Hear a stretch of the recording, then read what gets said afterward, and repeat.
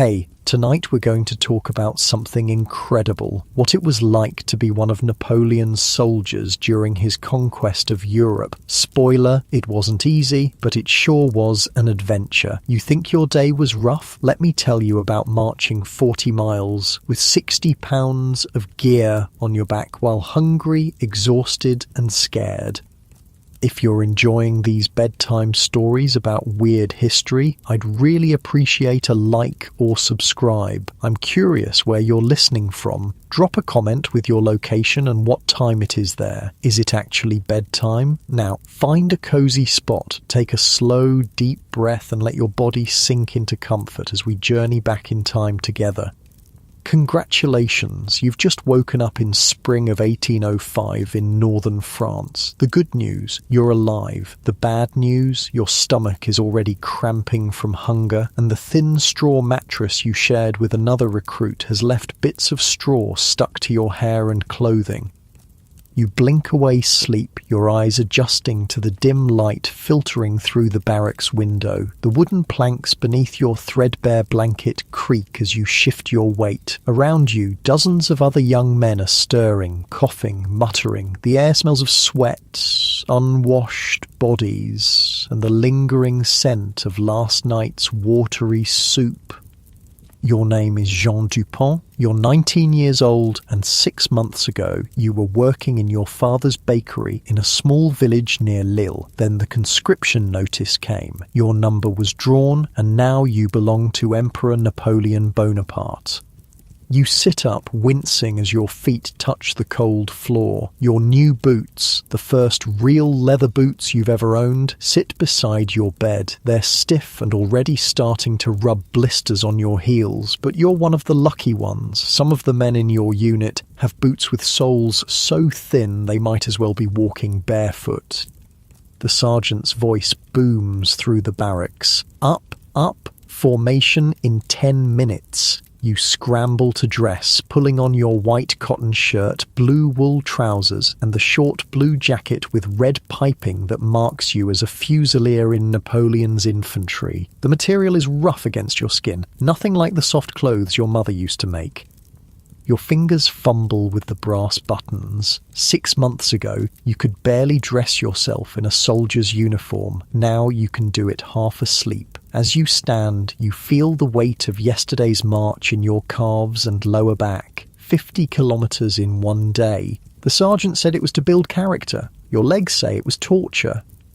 You strap on your equipment belt, feeling the familiar weight settle on your hips. Attached to it is your cartridge box containing carefully wrapped paper cartridges of powder and ball for your musket, your bayonet in its sheath, and a small leather pouch containing flint, steel and tinder for making fire. Around your chest goes the white crossbelt that supports the weight of your sword. Not a fancy officer's sword, but a short, practical infantry sword called a briquet.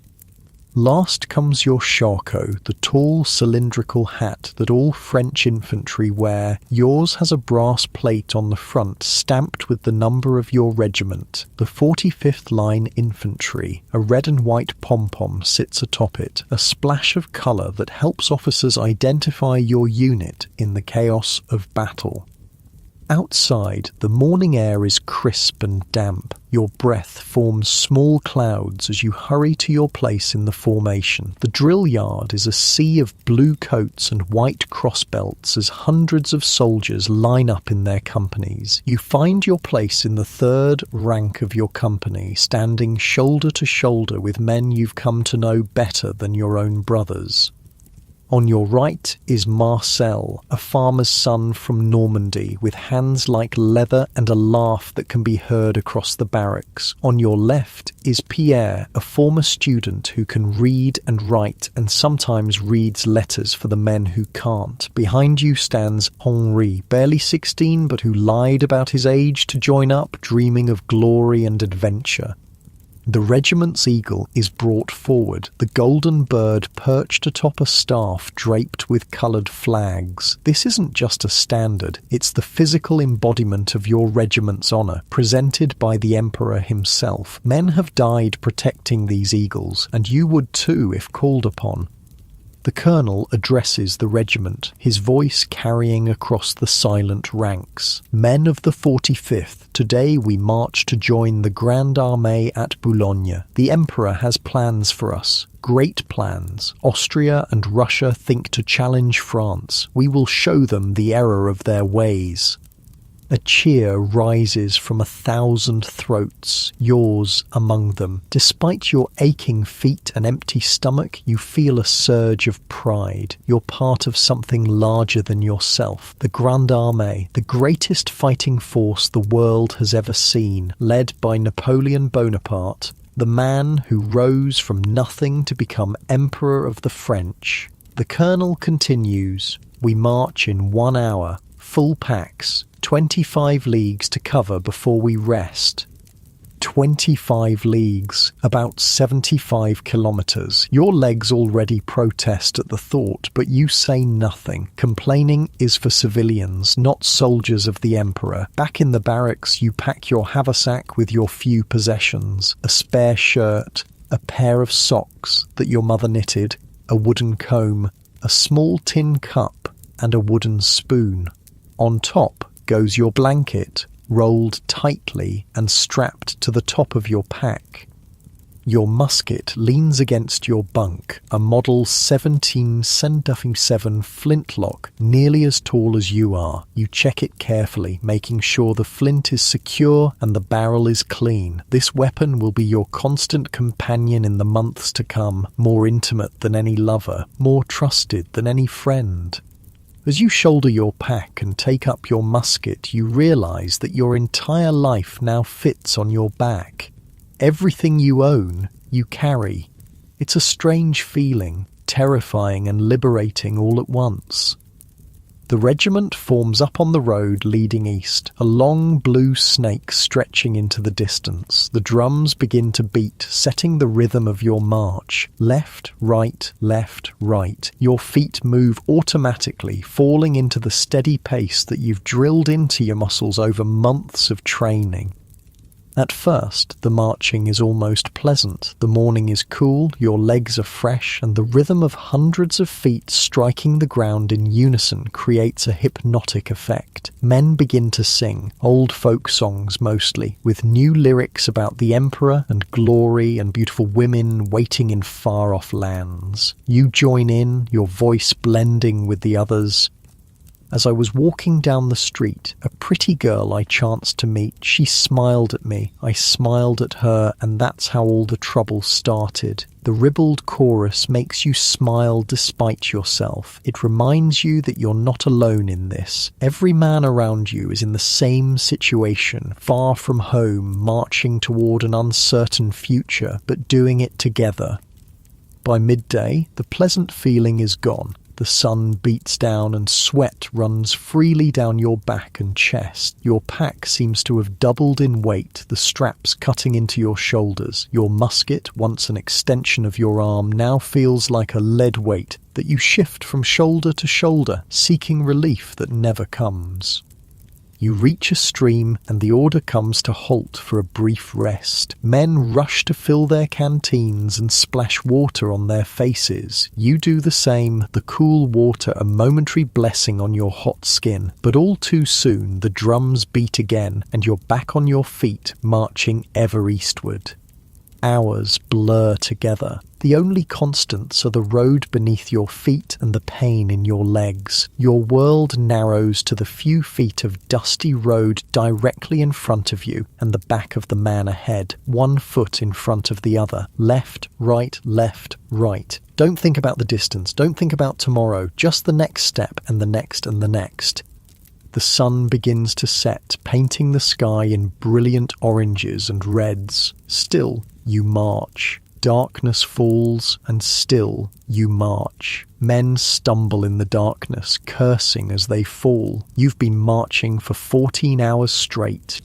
Finally, the order comes to make camp. You're too exhausted to feel relief. Your body moves mechanically, setting up your bivouac by the dim light of campfires that spring up along the roadside. You're assigned to a group of 6 men, and together you put up a simple tent made from your combined shelter halves, small pieces of canvas that each soldier carries. Dinner is a meagre affair. Hard bread, a strip of tough salt pork, and water from your canteen. You eat mechanically, too tired to even taste the food. Around you, men collapse onto the ground, using their packs as pillows. Some are already snoring before they've finished chewing their last bite. As you lie down, every muscle in your body screaming in protest, you stare up at the stars visible through a gap in the tent. They're the same stars that shine over your village, over your family's bakery. Your mother might be looking at them right now, wondering where you are, if you're safe. You close your eyes, feeling the hard ground beneath your thin blanket. Tomorrow you'll do it all again, and the day after that, and after that, marching ever eastward toward Austria, toward Russia, toward whatever fate the Emperor has decreed for you. This is your life now. You are a soldier in Napoleon's Grande Armée. Sleep comes quickly, a merciful darkness that engulfs you completely. As your breathing slows and your consciousness begins to drift, you feel a strange sense of belonging. For all its hardships, this is your place now. These men are your brothers. This cause is your cause. In your dreams, you see the Emperor himself, small in stature but somehow larger than life, riding along the column, his famous grey coat billowing behind him. He looks directly at you, and in that moment you understand why men willingly endure such hardship for him. There's something in those eyes. A vision of a world remade, of glory and purpose that transcends the pain of the march and the terror of battle. You dream of eagles soaring above battlefields, of flags waving in victory, of returning home someday with medals on your chest and stories that will make the village children gather around in awe. The hard ground seems to soften beneath you as exhaustion pulls you deeper into sleep. The sounds of the camp, men snoring, horses nickering, sentries calling to each other, fade into a gentle backdrop that cradles you like a lullaby. Tomorrow will bring more marching, more hunger, more pain. But tonight, under the vast canopy of stars, you rest like the dead, your body surrendering completely to the sweet oblivion of sleep.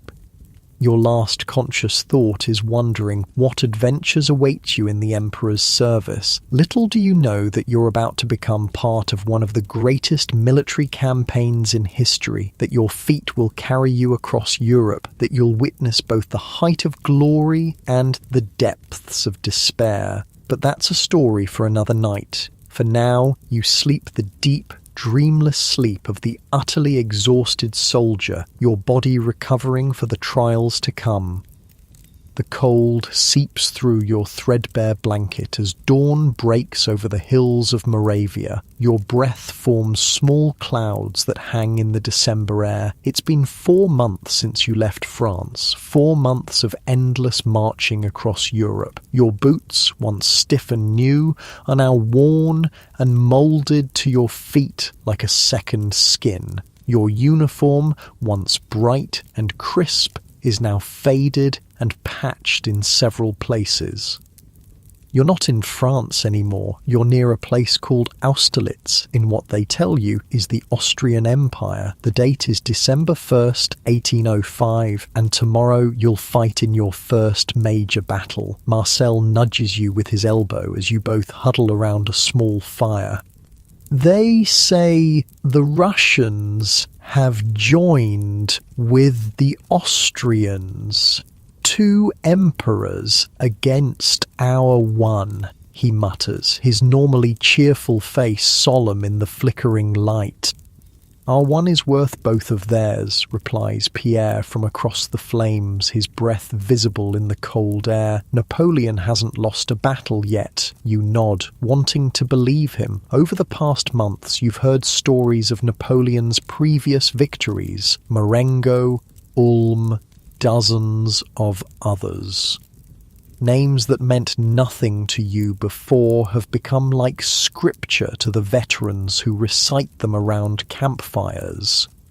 The temperature drops as night deepens. You pull your greatcoat tighter around your shoulders, grateful for its heavy wool despite the lice that have made it their home. In the distance, you can see the enemy campfires dotting the Pratzen Heights, hundreds of them, each representing dozens of Russian and Austrian soldiers. There must be thousands of them up there. The thought makes your stomach clench with fear. An officer passes by, his face haggard with exhaustion, but his eyes alert. Small fires only, men. Keep them low. We want the enemy to think we're weak and frightened. Aren't we? Whispers Henri, the young boy soldier, his face pale in the dim light. We're the Grande Armée, you find yourself saying, with more confidence than you feel. We don't get frightened. But that's a lie. You're terrified. Tomorrow you might die, or worse, be maimed for life. You've seen the veterans, missing arms and legs, begging on the streets back home. You've heard the screams of men in the field hospitals as surgeons work without anesthesia. Sleep comes in fits and starts, your dreams filled with the faces of your family back home, your mother kneading bread, your father stoking the bakery oven, your little sister chasing chickens in the yard. Will you ever see them again? You wake before dawn to the sound of drums beating assembly. The ground is covered in a thick fog that swirls around your ankles as you rise stiffly from your cold bed. Your joints ache from sleeping on the frozen ground, but there's no time to dwell on discomfort. All around you, the camp is coming alive. Men checking their muskets, fixing bayonets, filling canteens from water barrels, sergeants shouting orders, officers consulting maps by lantern light. The air smells of wood smoke, gunpowder, and fear. Your company forms up in the pre-dawn darkness. The colonel rides along the line, his horse's breath steaming in the cold air. Men of the 45th, he calls, his voice carrying in the still morning. Today we fight for France, for the Emperor, for glory. The enemy thinks us weak. They think us retreating. Let them think so until we strike. The Emperor himself has a plan. Trust in him. Follow your orders, and victory will be ours. A cheer rises from the ranks, and you find yourself joining in despite the fear that churns in your gut. There's something infectious about the confidence of the veterans around you, men who have fought and survived a dozen battles.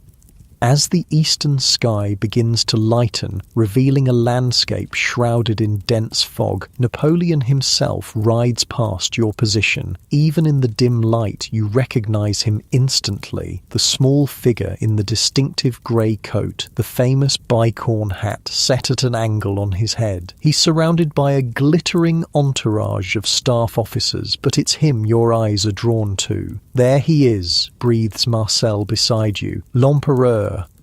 Napoleon pauses, surveying your regiment with a steady gaze. For a brief moment you swear his eyes meet yours, and a strange calm settles over you. This man has led armies to victory across Europe. He rose from nothing to become Emperor of the French. If anyone can lead you through this day, it's him. The Emperor moves on, continuing his inspection of the troops. Behind him, you hear the rumble of artillery being moved into position, the big guns that the infantry both fear and respect. Your sergeant moves along the line, checking each man's equipment. "Cartridges," he barks when he reaches you. "20, Sergeant," you reply, patting your cartridge box. "Flint?" "Sharp and secure, Sergeant." "Bayonet?" You draw the long, triangular blade from its scabbard, displaying it for his inspection. "Good," he grunts, moving to the next man. "Remember your training. Load, aim, fire. Keep your powder dry. Stay in line. Watch your flanks." Simple instructions drilled into you over months of training, but will you remember them when the bullets start flying? The fog begins to lift as the sun rises higher, burning off the mist to reveal the landscape around you. You can see the Pratzen Heights more clearly now. See the mass of enemy troops assembled there, columns of infantry in white coats, squadrons of cavalry, batteries of artillery. So many of them, their bayonets gleaming in the winter sun. Your mouth goes dry at the sight. How can you possibly prevail against such numbers? But something strange is happening. Instead of advancing towards you, the enemy seems to be moving away, shifting their forces to your right flank. They think Napoleon's army is retreating, that you're weak and demoralized after weeks of falling back before them. They don't know that this is exactly what the Emperor wants them to think. The order comes to advance. Your regiment moves forward in column, thousands of boots striking the frozen ground in unison. The sound is like distant thunder, a physical thing you can feel in your chest. Drums beat the cadence, steady, relentless. As you march, you steal glances at the men around you. Marcel's face is set in grim determination. Pierre keeps muttering what sounds like a prayer under his breath. Henri looks like he might be sick at any moment. You wonder what your own face reveals. The column halts near the foot of the Pratzen Heights. Through gaps in the units ahead, you can see French forces engaging the enemy on the right flank, drawing more and more of the Russian and Austrian troops away from the centre. Hours pass in tense waiting. The sound of distant gunfire ebbs and flows. Occasionally, a courier gallops past, carrying messages between commanders. The sun climbs higher, burning away the last of the morning fog to reveal a clear blue sky, what will later be called the sun of Austerlitz. Then, suddenly, the order comes. Forward, to the heights. Your regiment surges forward, part of a massive French assault on the now weakened centre of the enemy line. The ground slopes upward, and your legs burn with the effort of climbing while carrying your equipment, but fear and excitement lend you strength you didn't know you had. As you near the crest of the heights, the first Russian volley tears through your ranks. Men fall around you, some screaming, some eerily silent. The smell of blood mingles with the acrid stench of gunpowder.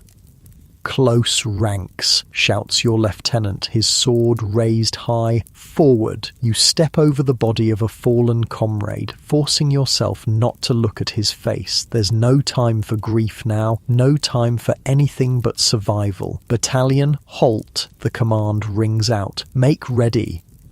Your hands move automatically, performing the drill you've practiced hundreds of times. You pull a paper cartridge from your box, tear it open with your teeth, the taste of gunpowder bitter on your tongue. You prime the pan of your flintlock, pour the rest down the barrel, and ram the ball home with your ramrod. Take aim.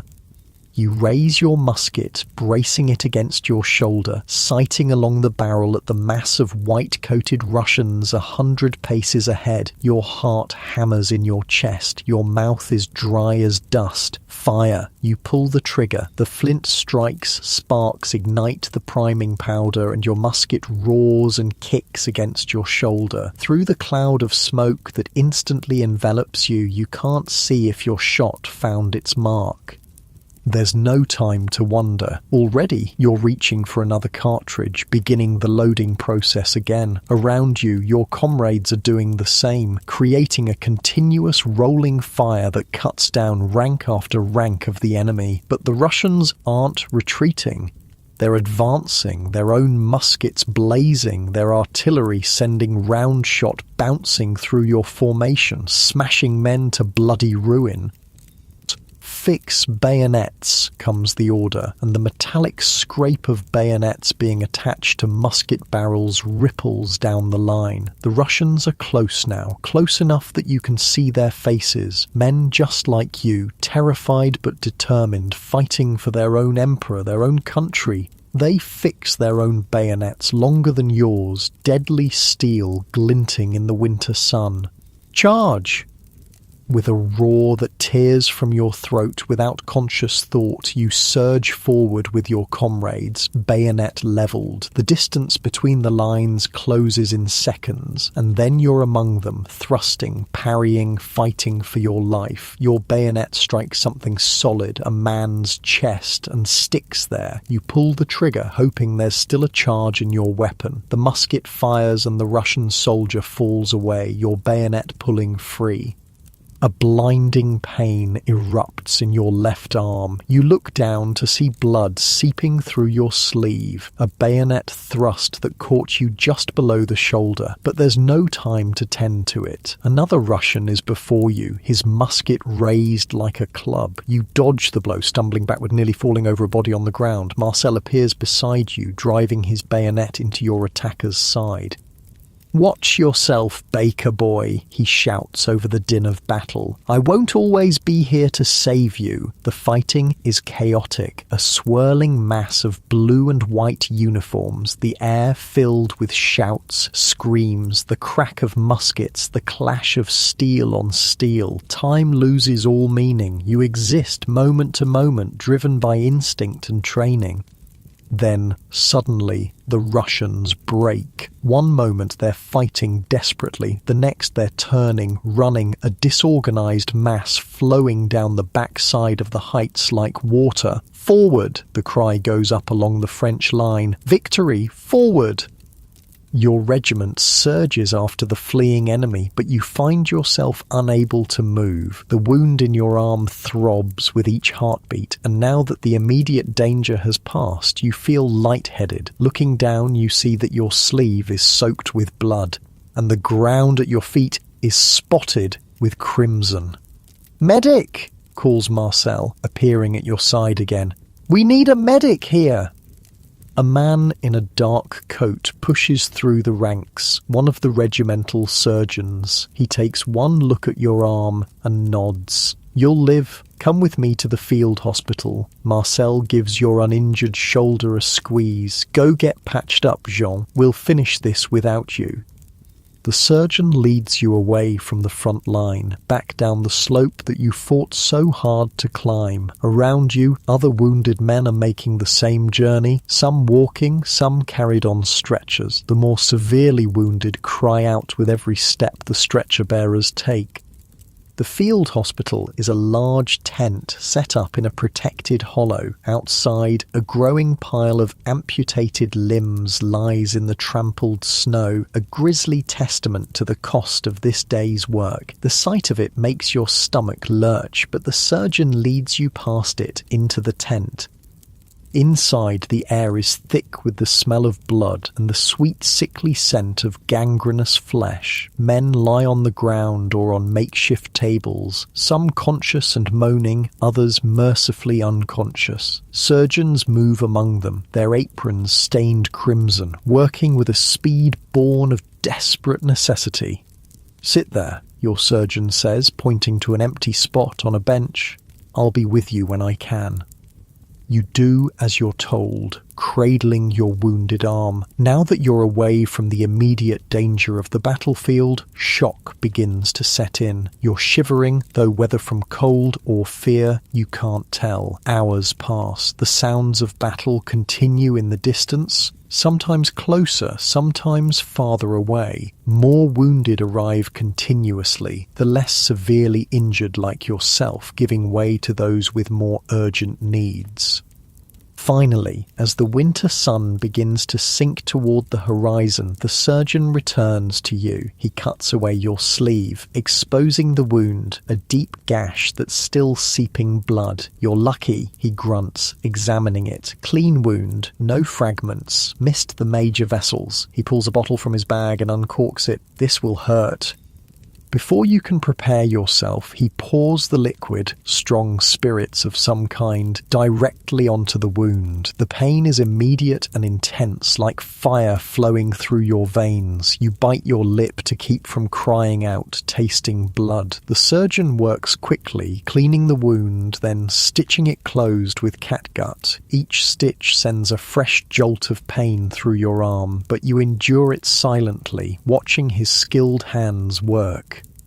Keep it clean, he says when he's finished, wrapping a bandage around your arm. Change the dressing daily. If it turns hot or starts to smell, find a surgeon immediately. He hands you a small packet. Laudanum for the pain. Use it sparingly. With that, he moves on to the next patient, already forgetting you in the press of work. Outside the tent, the light is fading. The sounds of battle have diminished to sporadic gunfire and the distant boom of cannon. You make your way back toward your regiment's position, your arm throbbing with each step. You find them bivouacked near the crest of the Pratzen Heights. Fires burning brightly now that there's no need for concealment. Men greet you with tired smiles and nods as you make your way to your company. Marcel spots you first. Jean, you're alive. He embraces you carefully, mindful of your wounded arm. And just in time for the celebration, we've won a great victory. The Russians, you ask, easing yourself down beside the fire. Fleeing in disorder, says Pierre, handing you a tin cup filled with wine. The Austrians too. The Emperor himself led the Imperial Guard in the final attack. You should have seen it, Jean. The most glorious thing I've ever witnessed. You sip the wine, feeling its warmth spread through your chest. What about Henri? A shadow crosses Marcel's face. Took a Russian bayonet in the chest. He's with the surgeons now. They don't know if he'll make it through the night. The news sobers you. Henri, so young, so full of dreams of glory, now fighting for his life in that terrible tent of blood and pain. And you ask Marcel. You're unhurt? He grins, though the expression doesn't reach his eyes. Not a scratch. The devil looks after his own, my mother always said. As night falls completely, an order passes through the camp. The Emperor wishes to walk among his troops. Men who moments before were collapsing with exhaustion now straighten their uniforms, brush the dirt from their coats as best they can. Napoleon appears like a ghost out of the darkness, still in his grey coat, though now it's spattered with mud and what might be blood. He moves from fire to fire, speaking briefly with the men, congratulating them on their victory. When he reaches your fire, you struggle to your feet along with the others, standing at attention despite the pain in your arm. At ease, my children, Napoleon says, his voice surprisingly gentle. You've earned your rest today. His eyes scan your faces, lingering on your bandaged arm. Wounded, Sergeant? It takes you a moment to realize he's addressing you. Private, sire. Jean Dupont, 45th line. And how do you fare, Private Dupont? It's nothing, sire, you hear yourself say. I'll be back in the ranks tomorrow. A ghost of a smile crosses Napoleon's face. Good man, France needs soldiers like you. He turns to address all of you. Today you've won a victory that will echo through history, the Battle of Austerlitz. Remember this day, my children. Tell your grandchildren that you were here, that you fought for France and for me. With that, he moves on, continuing his tour of the camp. You sink back down beside the fire, strangely moved by the encounter. The Emperor himself spoke to you, remembered your wound, your dedication. Did you hear that? Marcel says, his eyes wide. The Battle of Austerlitz. We're part of history now, Jean. You nod. Too tired to speak. The day's events wash over you. The terror of battle, the pain of your wound, the strange exhilaration of survival. Your body aches in places you didn't know could ache. Your mind replays the moments of combat in vivid flashes. The Russian soldier falling away from your bayonet, the near miss of the musket swung like a club, Marcel appearing like a guardian angel to save you.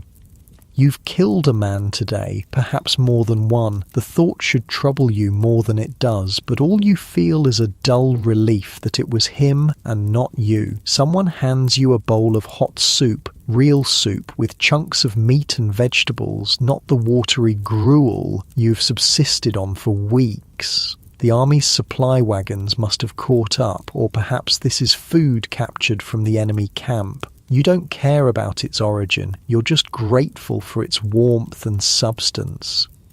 As you eat, officers move through the camp, distributing brandy to the men, a gift from the emperor himself to celebrate the victory. When your turn comes, you take a small sip, feeling it burn all the way down to your stomach. You've never tasted anything so fine.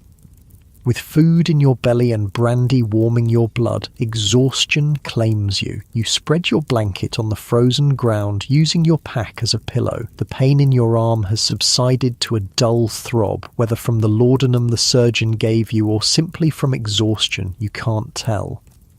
Around you, men are already sleeping, their snores rising into the night air like a strange chorus. Above, the stars shine with a cold brilliance, indifferent to the thousands of lives lost and changed on the fields below. You've survived your first battle. You've seen men die, felt the sting of enemy steel, heard the emperor himself praise your courage. You're no longer just a baker's son from Lille. You're a soldier of the Grande Armée, a veteran of Austerlitz. As sleep claims you, your thoughts drift to home, to the bakery with its warm ovens and familiar smells. Will you ever see it again, or will your bones lie bleaching on some distant battlefield like so many others? But those are thoughts for another day. Tonight, you're alive. Tonight, you're victorious. Tonight, you sleep the sleep of the exhausted soldier, dreamless and deep.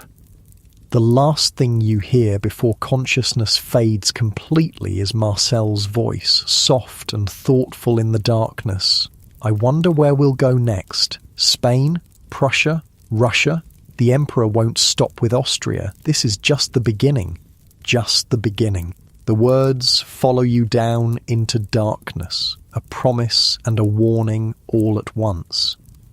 Your breathing slows, your muscles relax, and the pain of your wound recedes as sleep enfolds you in its merciful embrace. Tomorrow will bring new challenges, new marches, perhaps new battles, but tonight, on the heights of Austerlitz, you rest. The warm summer breeze carries the scent of ripening wheat across the Prussian countryside. You shift your weight against the ancient oak tree where you've stationed yourself, adjusting the corporal's stripes on your sleeve that still feel new and strange after 3 months. Your wound from Austerlitz has healed, leaving only a puckered scar and an occasional ache when rain is coming. It's July 1807, 18 months since that bloody day at Austerlitz. The Grande Armée has marched thousands of kilometres since then, through victories and hardships that have transformed you from a raw recruit into a veteran. You've survived the muddy fields of Jena, where the Prussian army was shattered in a single day. You've endured the bitter cold and carnage of Eylau, where French and Russian forces battled to a bloody stalemate in a snowstorm so thick you could barely see the enemy 20 paces away. And now, after the decisive French victory at Friedland and the Treaty of Tilsit, you find yourself in occupied Prussia, serving as part of the garrison force that keeps the defeated nation under Napoleon's control. Your stomach growls, reminding you that it's nearly time for the midday meal. The local Prussian farmers have been ordered to supply the occupying French forces with food, and while they resent it, their bread is hearty, their sausages flavourful, and their beer strong. It's a far cry from the starvation rations you endured during the winter campaign. From your position on the low hill, you can see the small farming village where your company is billeted. Smoke rises from chimneys as the village women prepare meals, some for their families, some for the French soldiers quartered in their homes and barns. Your squad is housed in the upper floor of a grain mill at the edge of the village, the wooden building offering more privacy and comfort than you've known in months of campaign tents and open-air bivouacs. Marcel appears at the bottom of the hill, waving to catch your attention. He's aged in the past year and a half. You all have. His once boyish face is now weathered, a thin scar running along his jawline where a Russian sabre caught him at Eylau, but his grin is the same as ever. "Corporal Dupont!" he calls, emphasising your rank with mock formality. "The captain wants to see you." You straighten up, brushing dirt from your uniform. In the summer heat, you've been permitted to remove your heavy wool coat, serving your guard duty in just waistcoat and shirt sleeves. Now you retrieve the coat from where it hangs on a nearby branch, slipping it on, despite the sweat that immediately begins to form on your back. Any idea what he wants? You ask as Marcel falls into step beside you on the path back to the village. Courier arrived from regimental headquarters, Marcel replies with a shrug. Brought dispatches, maybe we're moving out. The thought brings mixed feelings. Part of you has grown comfortable in this peaceful village, away from the constant danger of the battlefield. But another part? A part you scarcely recognize as belonging to the baker's son from Lille. Itches for movement, for action, for the strange camaraderie that only comes in the face of shared danger. The village street is quiet in the midday heat. Chickens scratch in the dust, and a few children peer curiously at you from doorways before being hurriedly pulled inside by watchful mothers. Not all the locals have accepted the French occupation, despite Napoleon's proclamations about bringing liberty and the new order to the German states. Captain Mercier is waiting in the village headman's house, which has been requisitioned as the company headquarters. Maps are spread across a sturdy wooden table, and the captain's orderly is carefully copying something from a dispatch. Corporal Dupont reporting as ordered, sir, you say, standing at attention. Mercier looks up, his weathered face creased in what might be the beginning of a smile. He's a career soldier who rose from the ranks, respected by the men for his fairness and his coolness under fire. At ease, Corporal, 2 pieces of news for you. First, your squad is being sent to escort a supply convoy from Königsberg. You'll leave at first light tomorrow. You nod, feeling a small thrill of responsibility. It's your first independent command since your promotion. Second, Mercier continues, mail has arrived. He gestures to a small pile of letters on the corner of the table. There's one for you. Your heart jumps. Mail from home is rare and precious, especially this far into occupied territory. You step forward to take the letter, recognizing your mother's careful handwriting on the outside. Thank you, sir, you say, tucking the letter into your coat pocket. You'll read it in private later. Choose 4 men for the escort duty, Mercier adds. The convoy has 6 wagons, mostly ammunition and medical supplies. Should be routine, but stay alert. There are still Prussian partisans operating in the forests. Yes, sir. Marcel Fournier, Pierre Dubois, François Lefebvre, and Alain Moreau. Good choices. Dismissed. Outside, Marcel is waiting, curiosity written across his face. Well, are we marching to Russia? You laugh. Not yet. Just escort duty for a supply convoy. You, me, Pierre, François, and Alain. We leave at dawn. Escort duty? Marcel's face falls in mock disappointment. I was hoping for something more exciting. Be careful what you wish for, you reply, thinking of Eylau, the screams of wounded men freezing to death in the snow, the cannonballs bouncing across the frozen ground, shearing off limbs and heads with terrible randomness. I've had enough excitement to last a lifetime. Back at the mill, you climb the wooden stairs to the loft where your squad is quartered. The space is relatively clean and comfortable. Straw pallets for sleeping, wooden pegs on the walls for hanging equipment, a small hearth for cooking and warmth. After months of sleeping on the ground, it feels almost luxurious. Pierre is there, carefully writing in a small journal. Unlike most of the men in the company, he came from an educated family and can read and write with ease. He often helps the other soldiers compose letters home, a service for which he's paid in small luxuries, a share of wine, a piece of sausage, first choice of sleeping spots. Mail came, you tell him, pulling out your letter. Nothing for you, I'm afraid. Pierre shrugs. I wasn't expecting anything. My father made it clear he considers me dead the moment I joined the army.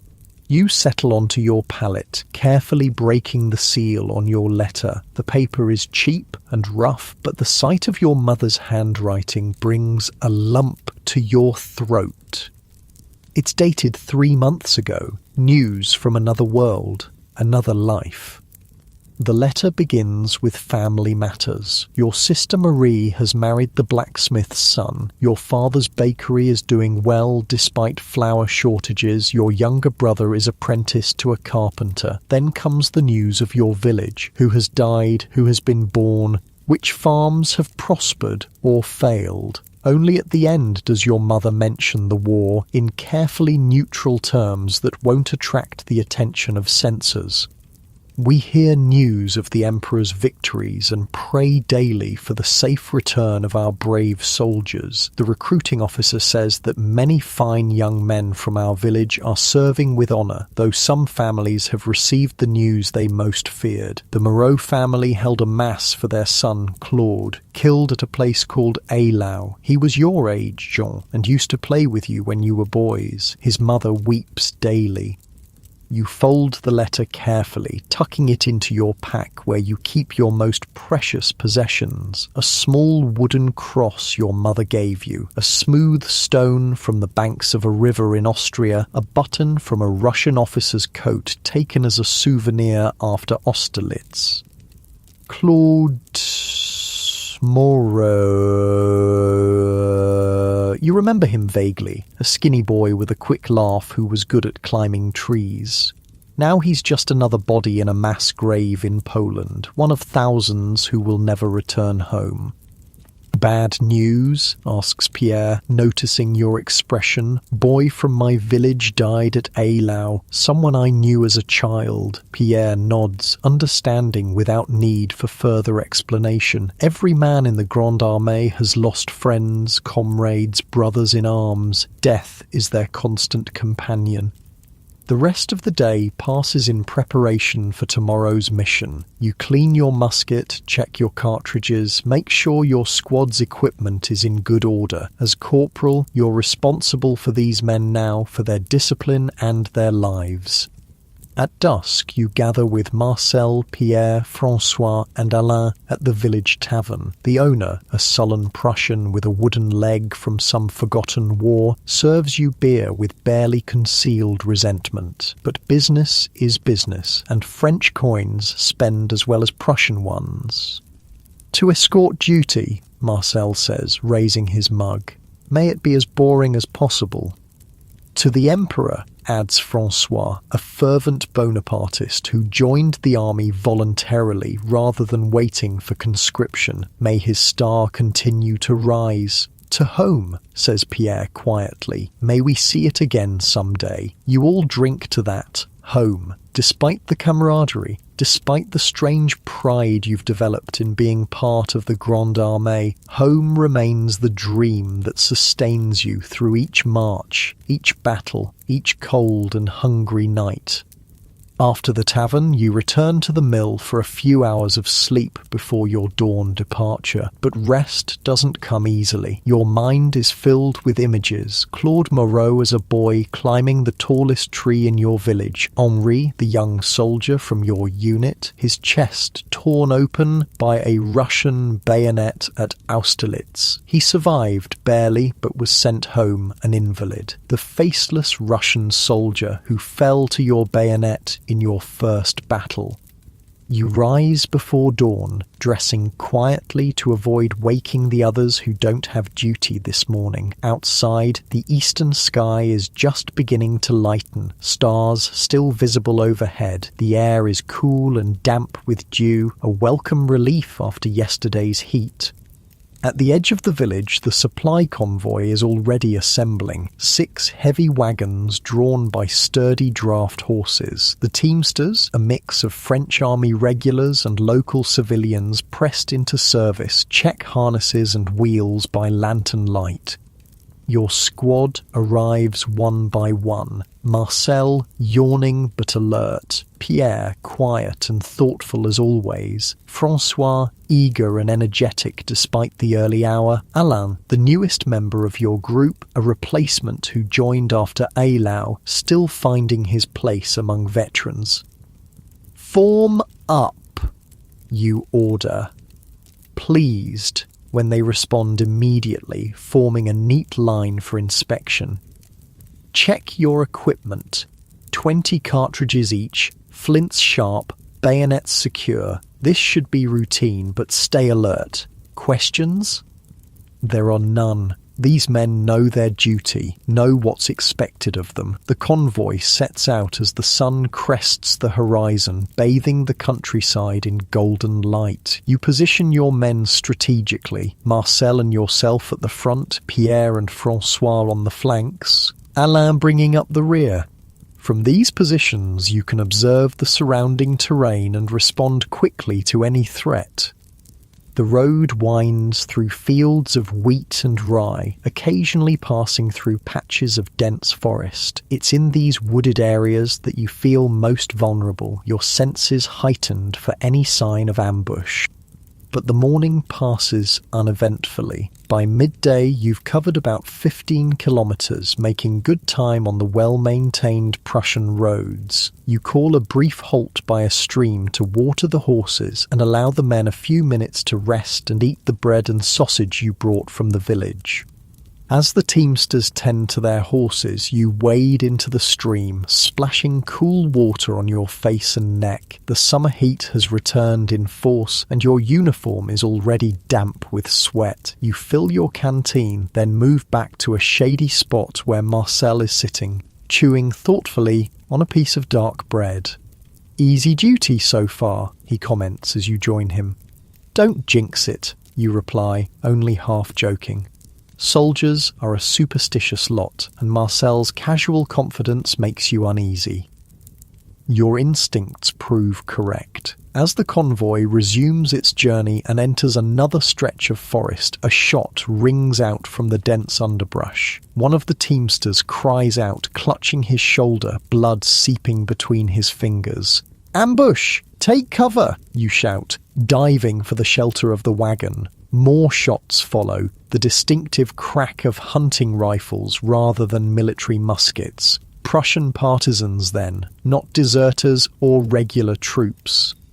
Your men respond with well-drilled precision. Marcel and Francois return fire into the woods while Pierre helps the wounded teamster to safety behind the wagons. Alain moves to secure the horses, preventing them from bolting and leaving you stranded.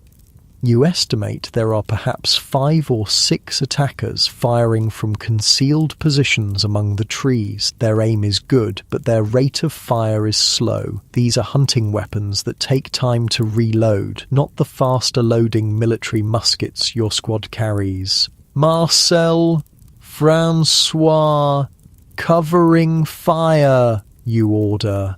"Pierre, with me. We'll flank them from the left."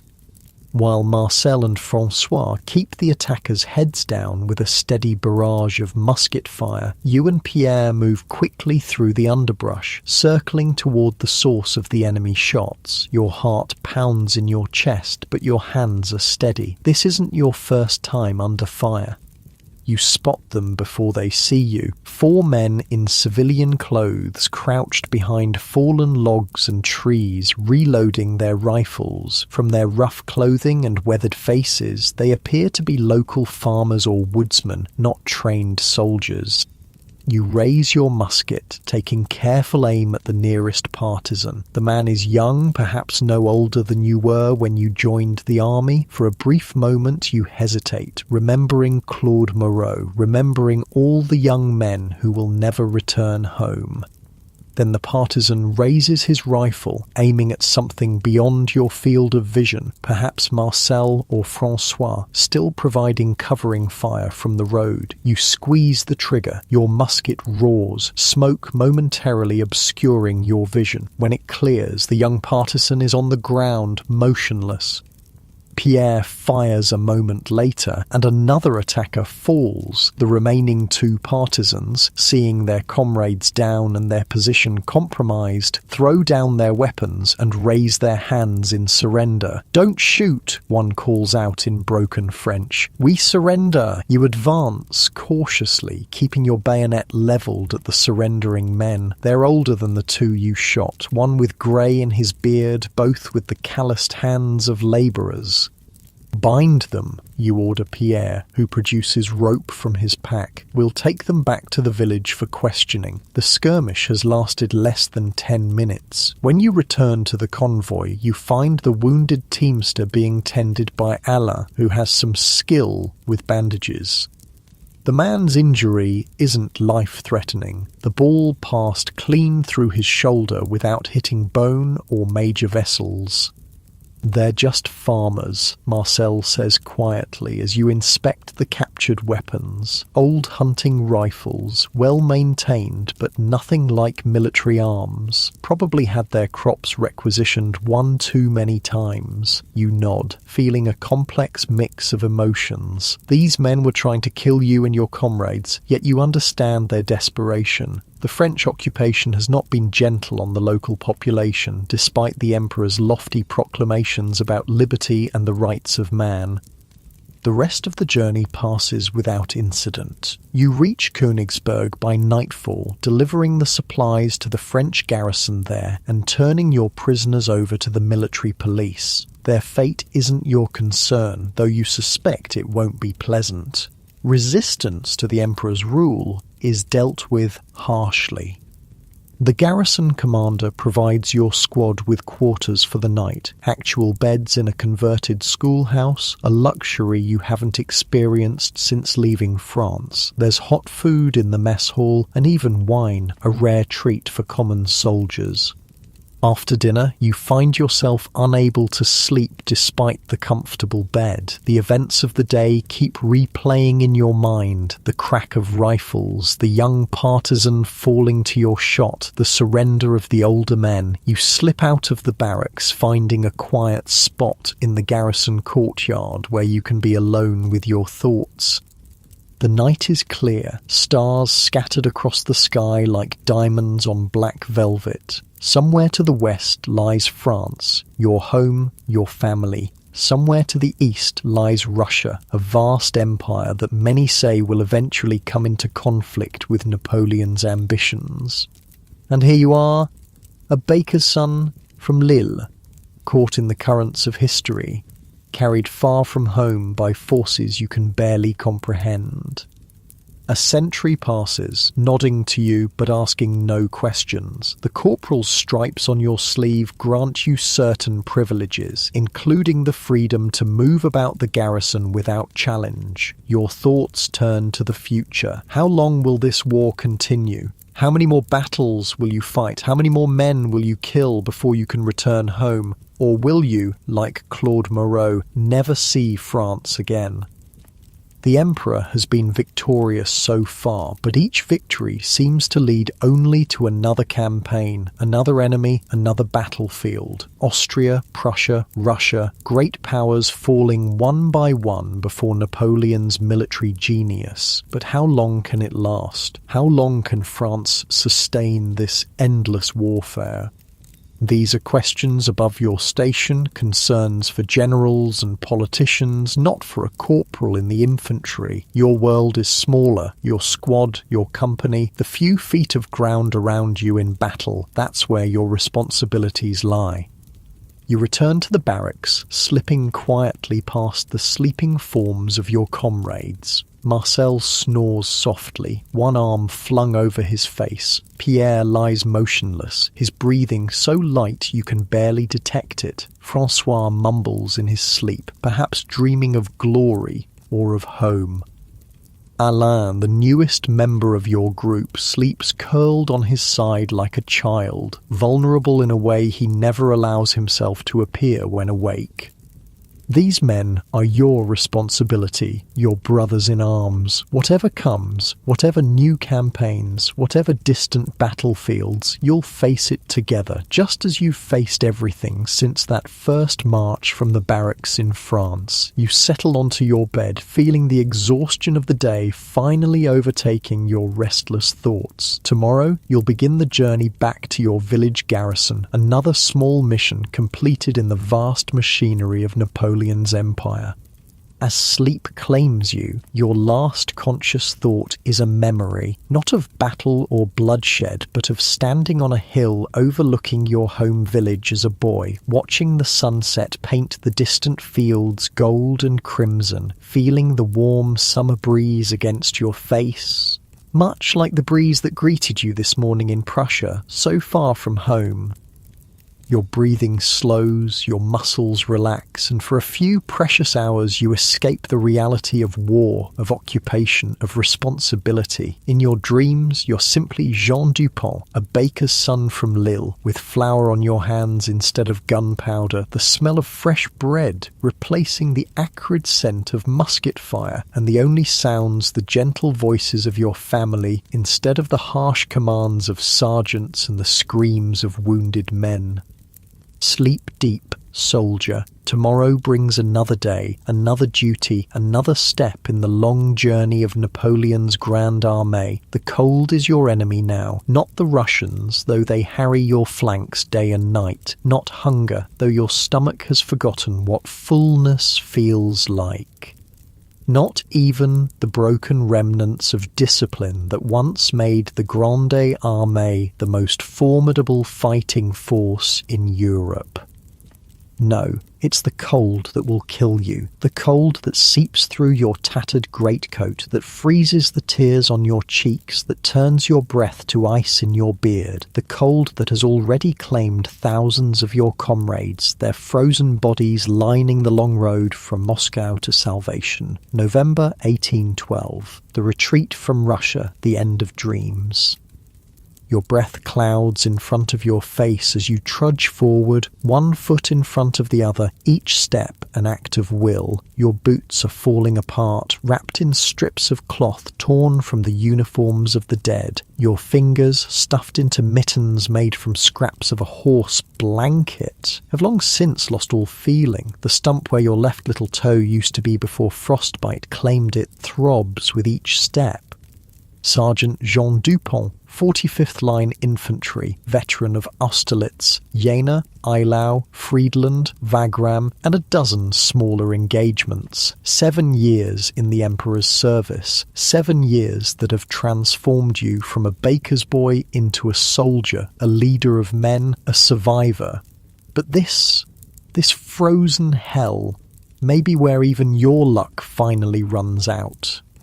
Keep moving, you tell the small group of men who follow you, the remains of what was once your squad, plus stragglers who've attached themselves to any leader who still seems to have purpose. Stop moving and you die.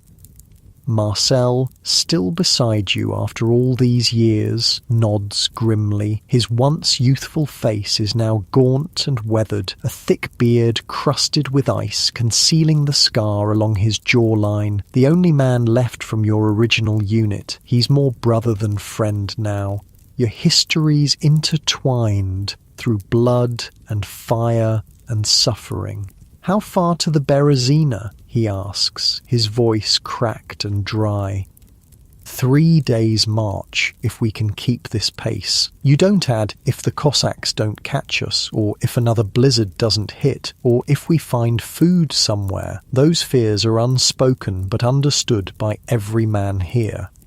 You look back at your ragged column, 15 men where once you commanded 40. Some are veterans like yourself, men who followed the Eagles across Europe. Others are newer recruits, boys who joined the Grande Armée at its height of glory, never imagining they would see its nadir. All are half-starved, frostbitten, exhausted beyond human endurance, yet somehow still moving forward. Among them is Pierre Dubois, the educated soldier who once kept a journal of your campaigns. He no longer writes. His journal was sacrificed weeks ago to start a fire on a particularly bitter night. His fingers, once so nimble with a pen, are now blackened with frostbite. He'll lose at least 3 of them if he survives to reach a field hospital.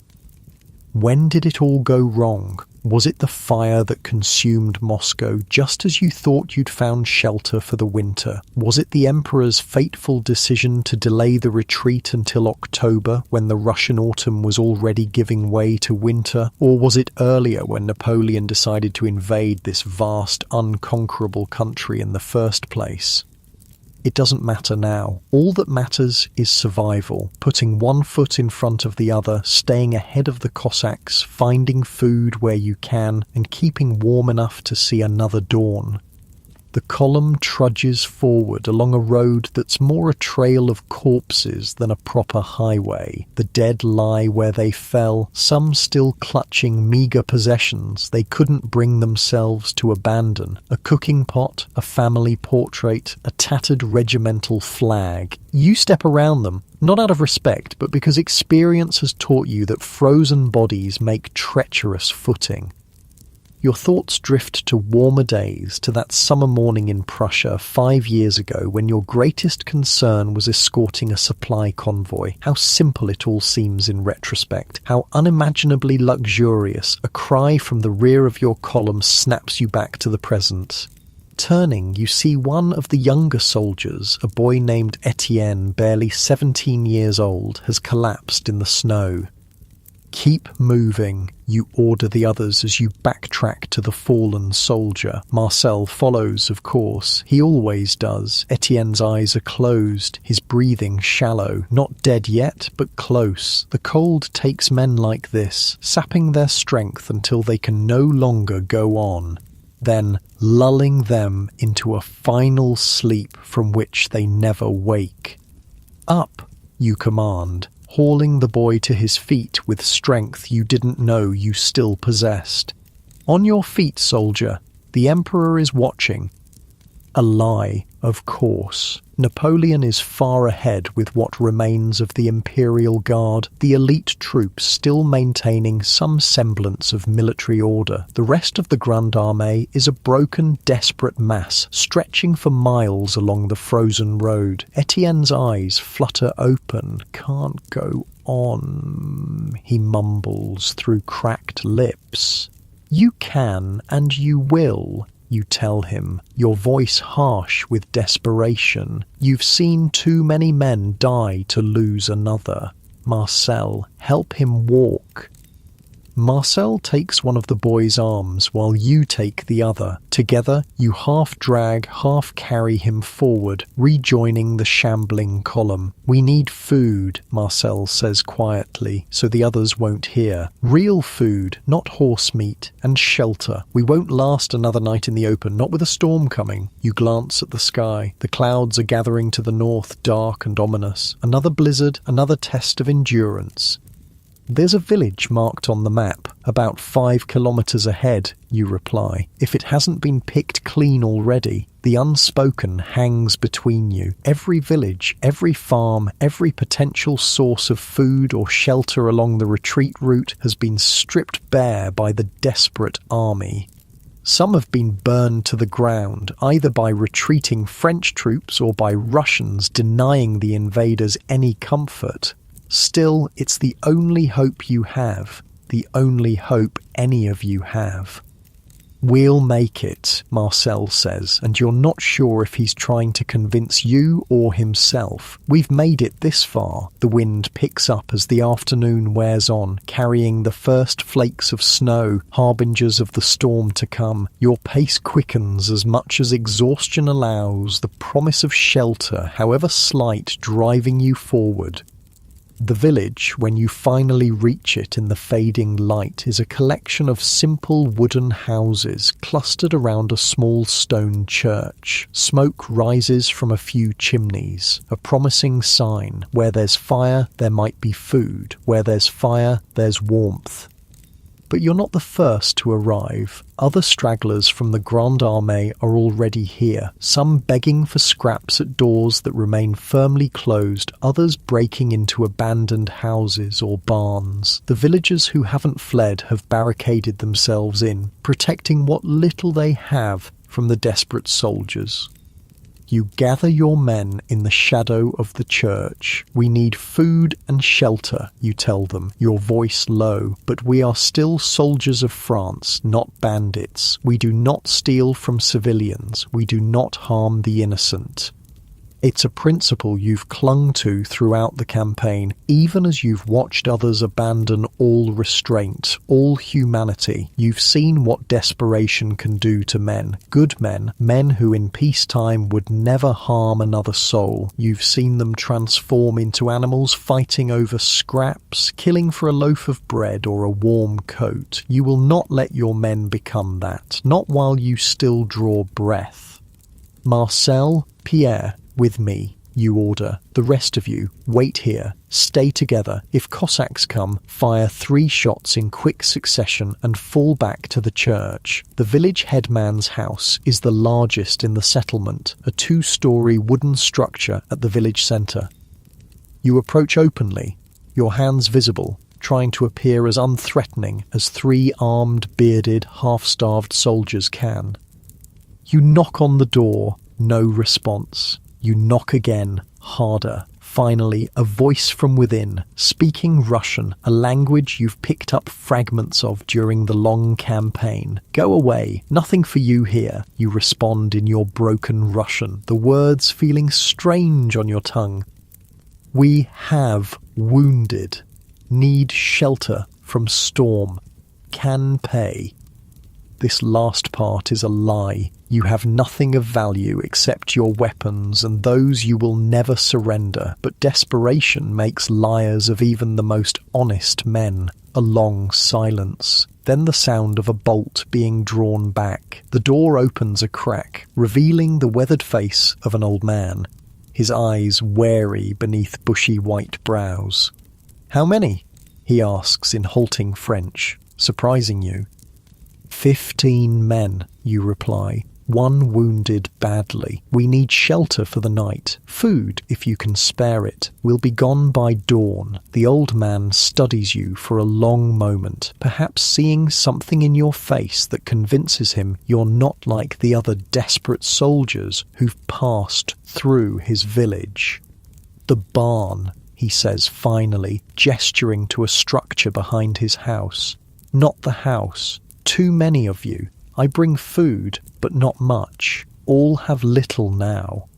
"Thank you," you say, the words inadequate for the gift he's offering, the gift of survival, at least for another night. The barn is cold but dry, the straw on the floor providing better bedding than you've had in weeks. Your men settle in, grateful for the shelter as the wind outside rises to a howl, driving snow against the wooden walls.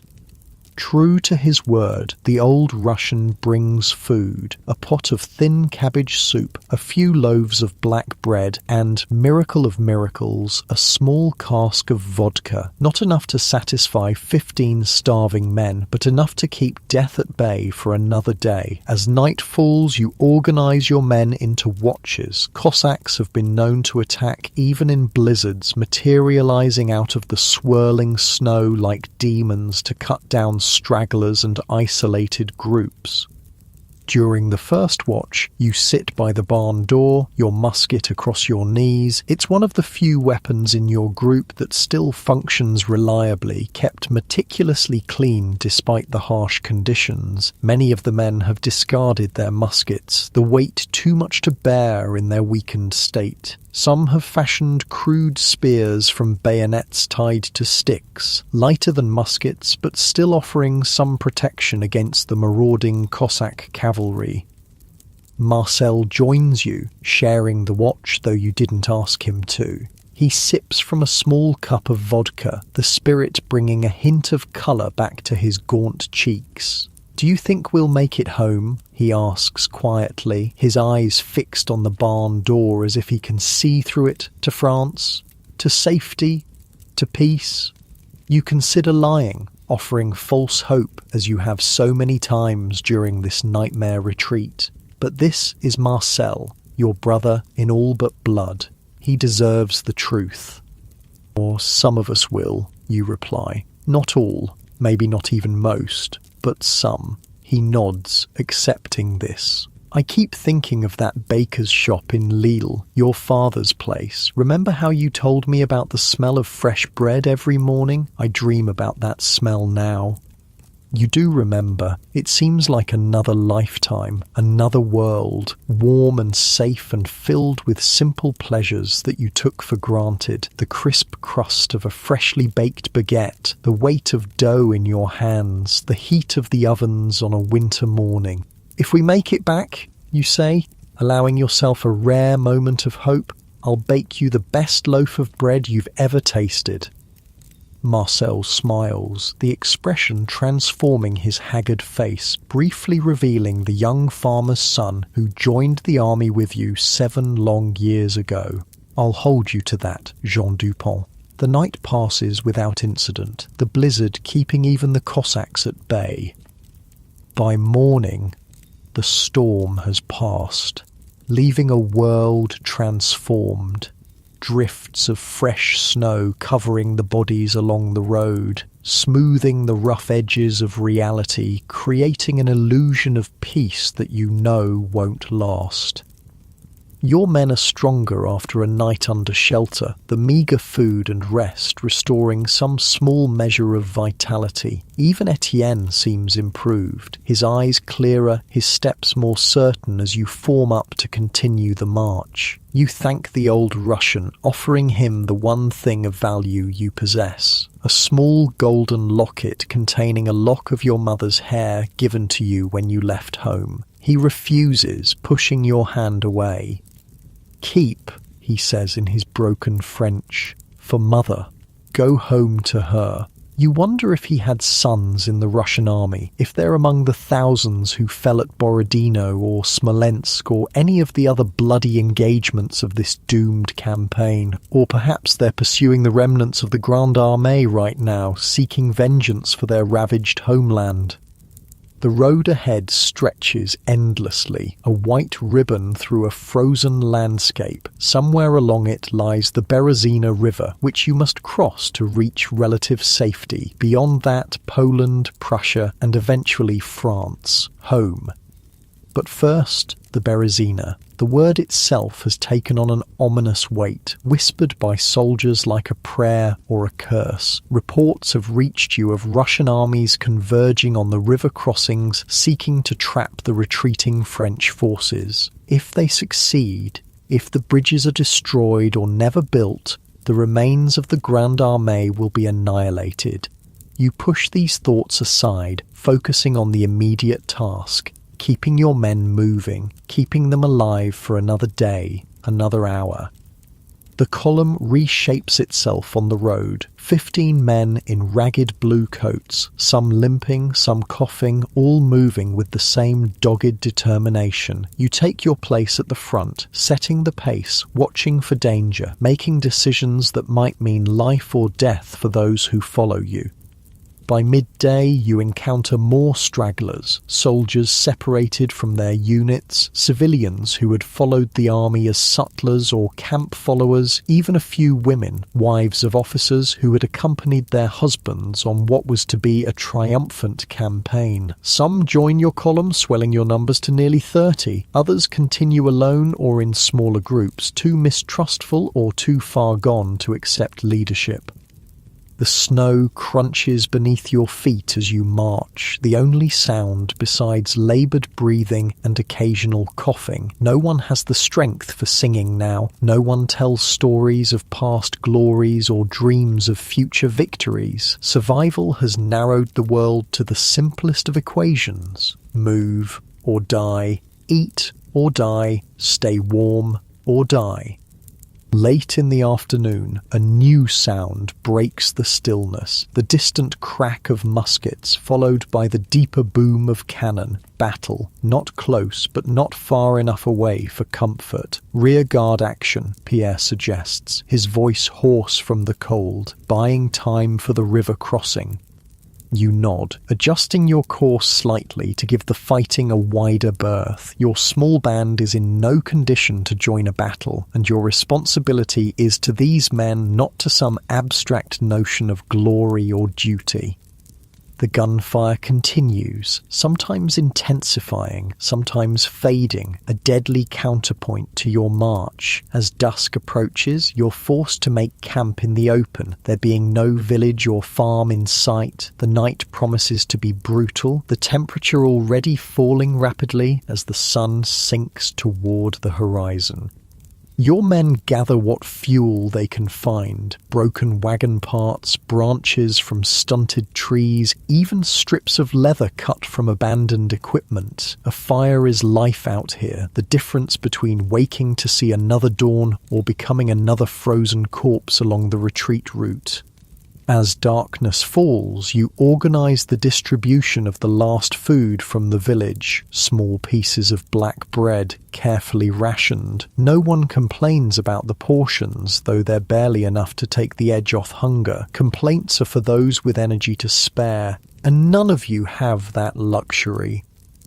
The fire casts flickering shadows across gaunt faces as your men huddle around it, seeking what warmth they can. You move among them, checking for signs of severe frostbite, offering what small comfort your presence can provide. A sergeant's duties don't end because an army is in retreat.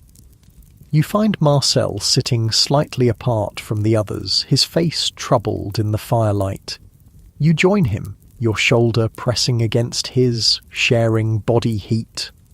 What is it, you ask, though there are 1,000 possible answers, none of them good. He stares into the darkness beyond the fire's light. I saw General Legrand today, moving toward the sound of the guns with what's left of his division. Do you remember what he told us after Austerlitz? You've won a victory that will echo through history. You do remember. You remember the pride in the general's voice, the certainty that you were part of something magnificent, something that would outlive you all. And now, Marcel continues, his voice barely audible above the wind. What will history say of this? Of us? It's a question that has no good answer, no comfort to offer. What will history say of the Grande Armée, frozen and starving, retreating through the Russian winter? What will it say of Napoleon, whose ambition led 500,000 men to their deaths? History will say we endured, you reply finally, that we faced what no army should have to face, and some of us survived to tell the tale. Whether this is true or merely what you need to believe to continue, you're not sure. But Marcel seems to take some solace in it, nodding slowly. We endured, he repeats, as if testing the words. Yes, not a glorious epitaph, but an honest one. The night deepens, the cold intensifying until it seems to have weight, pressing down on you, seeking entry through every gap in your clothing, every exposed patch of skin. Men take turns at the fire, rotating so that all have a chance to warm themselves at least briefly. You don't sleep. You can't. The cold is too fierce, the danger too present.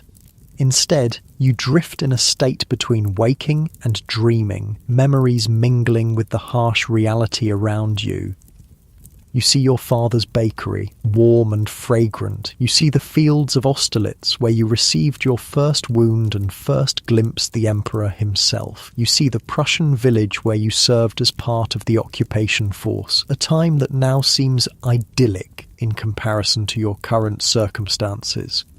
And you see faces, those still with you and those lost along the way. Henri, the boy soldier who took a Russian bayonet at Austerlitz but survived, sent home an invalid. Claude Moreau from your village, killed at Eylau. The nameless Russian partisan you shot during the supply convoy ambush in Prussia. The countless others who fell in battles across Europe, their names and faces blurring together in a collage of loss.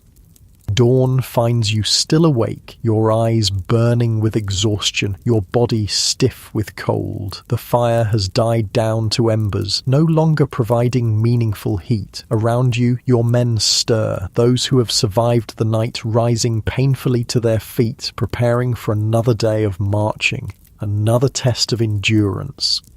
3 did not survive. An older soldier from another regiment who joined you yesterday, a young drummer boy whose hands and feet were already black with frostbite when you found him, and one of your own, François Lefebvre, the fervent Bonapartist who once toasted the emperor in a Prussian tavern. Their bodies are already frozen solid, their eyes staring sightlessly at the pale morning sky. There is no time for proper burial, not even for François, who marched beside you for years. The best you can do is close his eyes and cover his face with a scrap of cloth torn from his own coat. The ground is too hard for digging, and you lack the strength for it anyway.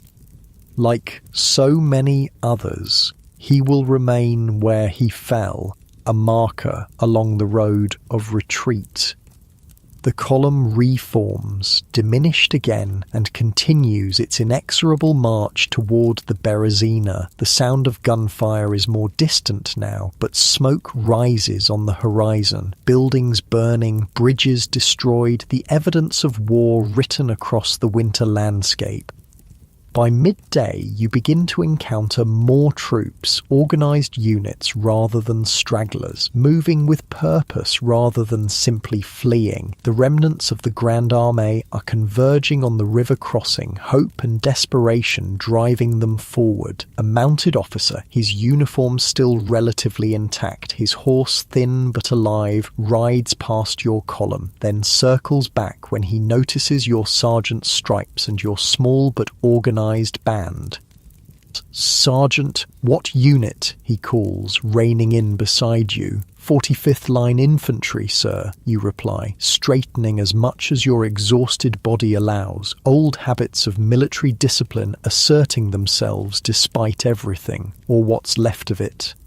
The officer, a captain by his insignia, nods grimly. The 45th was nearly wiped out, covering the retreat from Krasnoy. Good men. He gestures ahead. The Emperor is directing the construction of bridges at Studenka, about 10 kilometers ahead. The Russians think we're crossing downriver at Borisov, but they'll figure it out soon enough. Every able body is needed for the work or to hold off the enemy until the crossing is complete.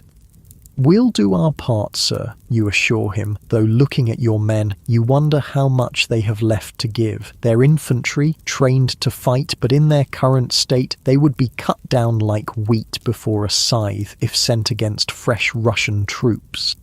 The captain seems to read your thoughts. "Your men look done in, Sergeant. Report to General Eblé at the crossing. He's in charge of the bridge construction. Engineers and artillerymen are doing most of the work, but they need protection and support. Your men can manage that much, I think." "Yes, sir. Thank you, sir." He nods, then spurs his horse, continuing his circuit of the straggling columns. "Bridge construction," Marcel says when the captain is out of earshot. "That means wading into freezing water. Men are already dying by the hundreds trying to build those bridges. Better than facing the Cossacks with no ammunition and no strength," you reply, though you know he's right. The work will be brutal, possibly fatal, but what choice do you have? What choice does anyone have?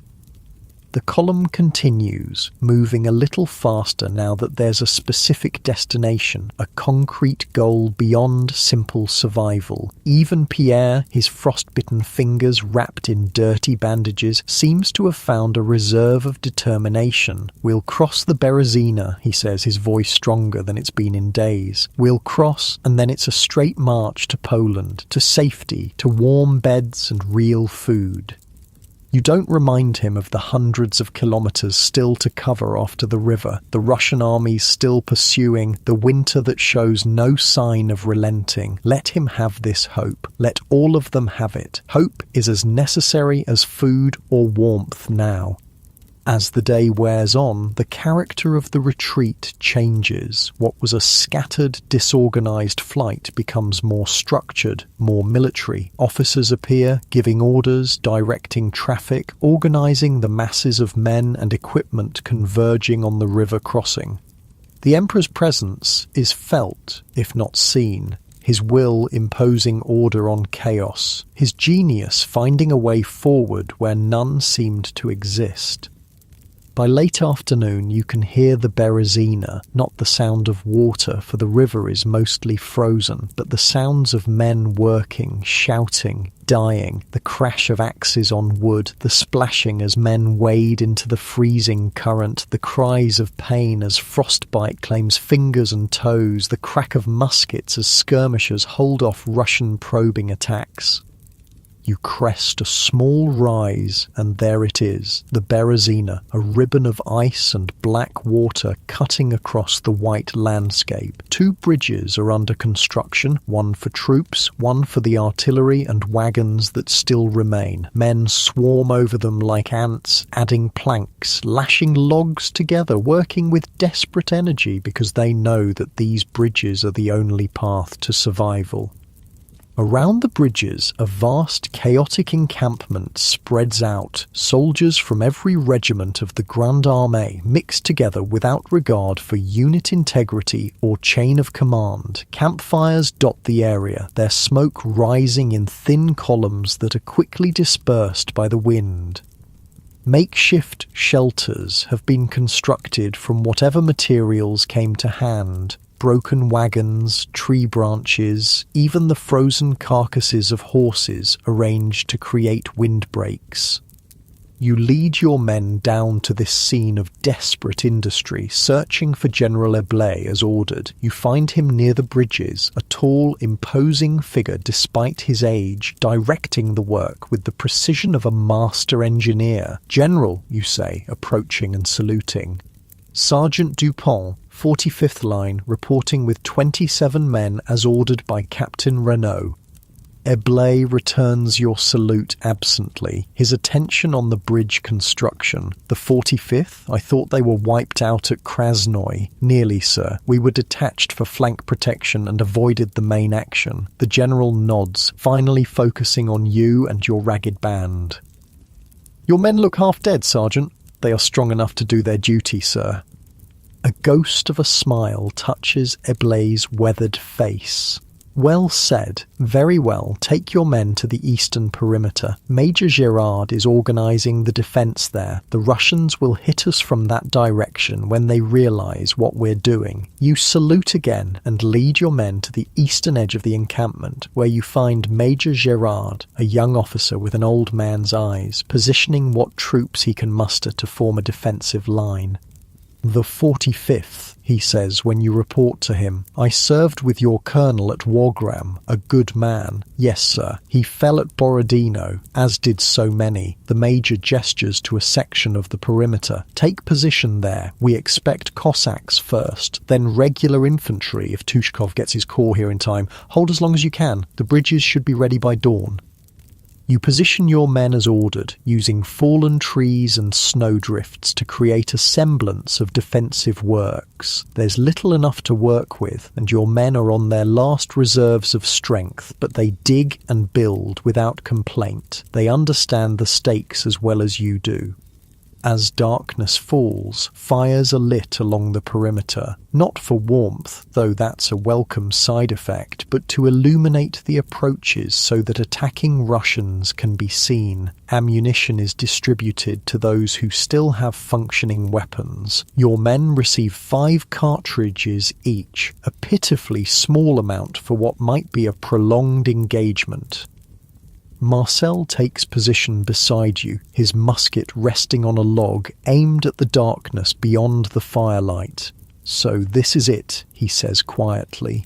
"The Berezina, the river of death, the river of life," you correct him. "If we cross it." He nods, accepting the correction. "If we cross it." The night deepens, and with it comes the waiting, that terrible nerve-wracking period before battle when imagination conjures 1,000 horrors, when every shadow seems to hold an enemy, when every sound might herald the beginning of the end. But you are a veteran of a dozen battles, a sergeant of the Grande Armée. You've faced Austrian grenadiers, Prussian cavalry, Russian artillery. You've stood your ground when others fled, held the line when all seemed lost. You've survived when thousands died. And tomorrow you will cross the Berezina, or you will die trying. There is no third option, no middle ground. It is as simple and as terrifying as that. Your eyes scan the darkness beyond the firelight, searching for movement, for threats, for the enemy that you know is out there, drawing closer with each passing hour. Your hands check your musket for the 100th time, ensuring that the flint is sharp, the priming pan filled with dry powder, the weapon ready to speak its deadly language when called upon. Beside you, Marcel does the same, his movements a mirror of your own, the product of years of drill and discipline. Beyond him, Pierre keeps watch, despite his injured hands, his aristocratic education forgotten in the simple, brutal necessity of survival. The others, stragglers, survivors, men whose names you barely know but whose lives are now entrusted to your leadership, form a thin line between the encampment and the Russian forces gathering in the darkness. You are the Grande Armée now, not the magnificent force that crossed the Niemen with banners flying and eagles gleaming in the summer sun, but the battered, starving remnant that still calls itself soldiers of France. You have marched across Europe, fought battles that will echo through history, endured what no army should have to endure. And tomorrow you will cross the Berezina, or you will die in its frozen waters, adding your bones to the thousands already marking the long retreat from Moscow. Either way, your march is not yet done. The night is long and dawn is still hours away. Dawn breaks over the Berezina, painting the snow with pale gold light. Your eyes burn from lack of sleep, your muscles ache from tension and cold, but you're still alive. You're still here. The night passed without the expected Russian attack, though Cossack scouts were spotted and driven off by alert pickets. Perhaps the enemy is still gathering their strength. Perhaps they don't yet realize that Napoleon has outfoxed them, building bridges where they didn't expect. Whatever the reason, the reprieve is welcome. The bridges, 2 narrow, rickety structures spanning the half-frozen river, are nearly complete. Already, the first units are crossing, moving with as much discipline as their exhausted state allows. "We'll cross today," you tell Marcel as you stamp your feet, trying to restore circulation to your frost-numbed toes. "We'll cross, and then..." The rest of your sentence is drowned out by the sudden boom of artillery, Russian guns opening fire from the east where the forest meets the open ground. The first rounds fall short, throwing up geysers of snow and mud, but the Russian gunners are finding their range. "Form up!" you shout to your men, who scramble to their feet, grabbing weapons, shedding the blankets they've wrapped themselves in during the night watch. "Prepare to repel infantry!" Where there's artillery, infantry is sure to follow. The Russians will attempt to seize or destroy the bridges, trapping the remainder of the Grande Armée on this side of the river. Major Gérard gallops along the line, his horse, one of the few still alive, looking as gaunt and desperate as its rider. "Hold this position as long as possible," he shouts. The Emperor himself is directing the crossing. Every minute you buy is another 100 men saved. Your men take positions behind the crude defences you constructed yesterday. Logs, broken wagons, mounds of frozen earth, 27 men to hold back what might be thousands of Russians. The odds are impossible, but you faced impossible odds before. A glance over your shoulder shows the chaotic scene at the bridges, a mass of humanity pushing forward, desperate to cross. Soldiers, camp followers, wounded men on improvised stretchers, all funneling toward the narrow wooden structures that represent their only hope of survival. "Look there!" Marcel says, pointing to a small group crossing the near bridge. "The Imperial Guard! And there, in the middle!" You follow his gaze and catch a glimpse of a familiar figure in a grey coat and bicorn hat. Napoleon, the Emperor himself, crossing with his elite troops, ensuring his own escape. A complex mixture of emotions washes over you. Loyalty, betrayal, understanding, bitterness. The Emperor must survive. Without him, France is lost. Yet seeing him leave while thousands of his men are still trapped on this side of the river stirs something dark in your soul. No time to dwell on it. The Russian infantry appears at the forest edge, advancing in good order, their bayonets gleaming in the morning light. Not Cossacks, but regular troops, well-equipped, well-fed, determined to crush what remains of the once mighty Grande Armée. "Hold your fire!" you order as your men raise their muskets. "Wait until they're within 50 paces. Make every shot count."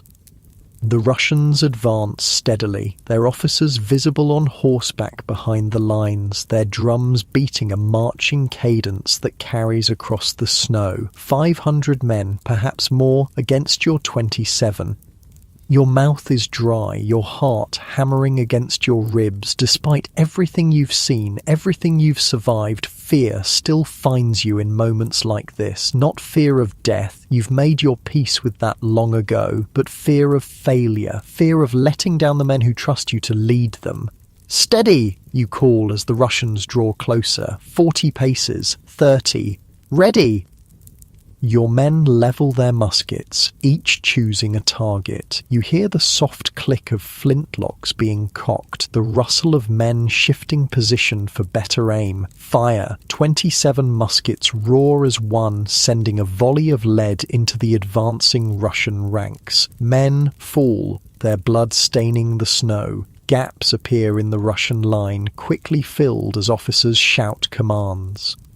"Reload," you order, your own hands already moving through the familiar drill. Powder, ball, ramrod. Your men do the same, working as quickly as their cold, numbed fingers allow. But the Russians are closing fast, and not all of your men will be reloaded in time. "Fire at will," you shout. "Make ready with bayonets." Muskets crack individually now as men complete their reloading. More Russians fall, but they keep coming, their superior numbers allowing them to absorb losses that would shatter a smaller unit.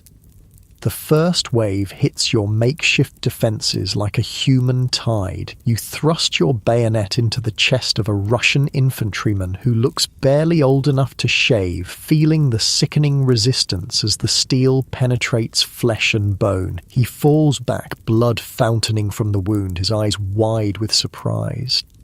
No time to think. Another takes his place, thrusting his own bayonet at your face. You parry with your musket, the two weapons clashing with a metallic ring. Beside you, Marcel grapples with a burly Russian sergeant, their breath clouding in the cold air as they struggle for dominance. The world narrows to this moment, this fight, this desperate struggle for survival. You're no longer Sergeant Dupont of the 45th Line Infantry. You're not even French. You're just a man fighting to live another day, to draw another breath, to see another sunrise.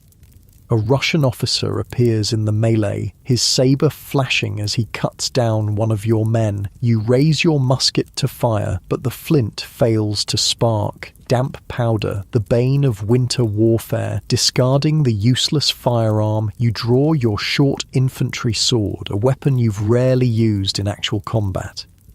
The officer sees you coming and turns to meet your charge, his sabre a gleaming arc as it descends toward your head. You parry, the impact jarring your arm to the shoulder. He's stronger than you, better fed, not weakened by months of starvation and exposure. Under normal circumstances, he would cut you down in seconds. But these are not normal circumstances. You are a survivor of the Moscow retreat, a veteran of a dozen battles, a man who has endured what would kill most men 10 times over. You feint left, then drive your sword into the officer's side as he moves to block the feint. He gasps, his eyes widening in shock. You withdraw the blade and thrust again, this time finding his heart. As he falls, you become aware that the fighting around you has changed. The Russians are withdrawing, falling back toward the forest edge, not retreating completely, but regrouping for another assault. You use the brief respite to assess your situation. Of your 27 men, only 16 remain standing. The rest lie dead or wounded among the fallen Russians. Marcel is still with you, bleeding from a cut on his forehead, but otherwise intact. Pierre is down, a bayonet wound in his thigh, but still conscious, applying pressure to the injury. "They'll come again," Marcel says, wiping blood from his eyes. "And we won't stop them a second time." You nod, knowing he's right. You've bought minutes, not hours. The next Russian assault will overwhelm your position. Major Gerard appears again, his horse lathered despite the cold. "Fall back to the bridges," he orders. "Take your wounded. Your men have done their duty." You organise the withdrawal, assigning men to help the wounded. Pierre insists he can walk with assistance, leaning on Marcel's shoulder. Others are not so fortunate, requiring makeshift stretchers or the support of 2 comrades.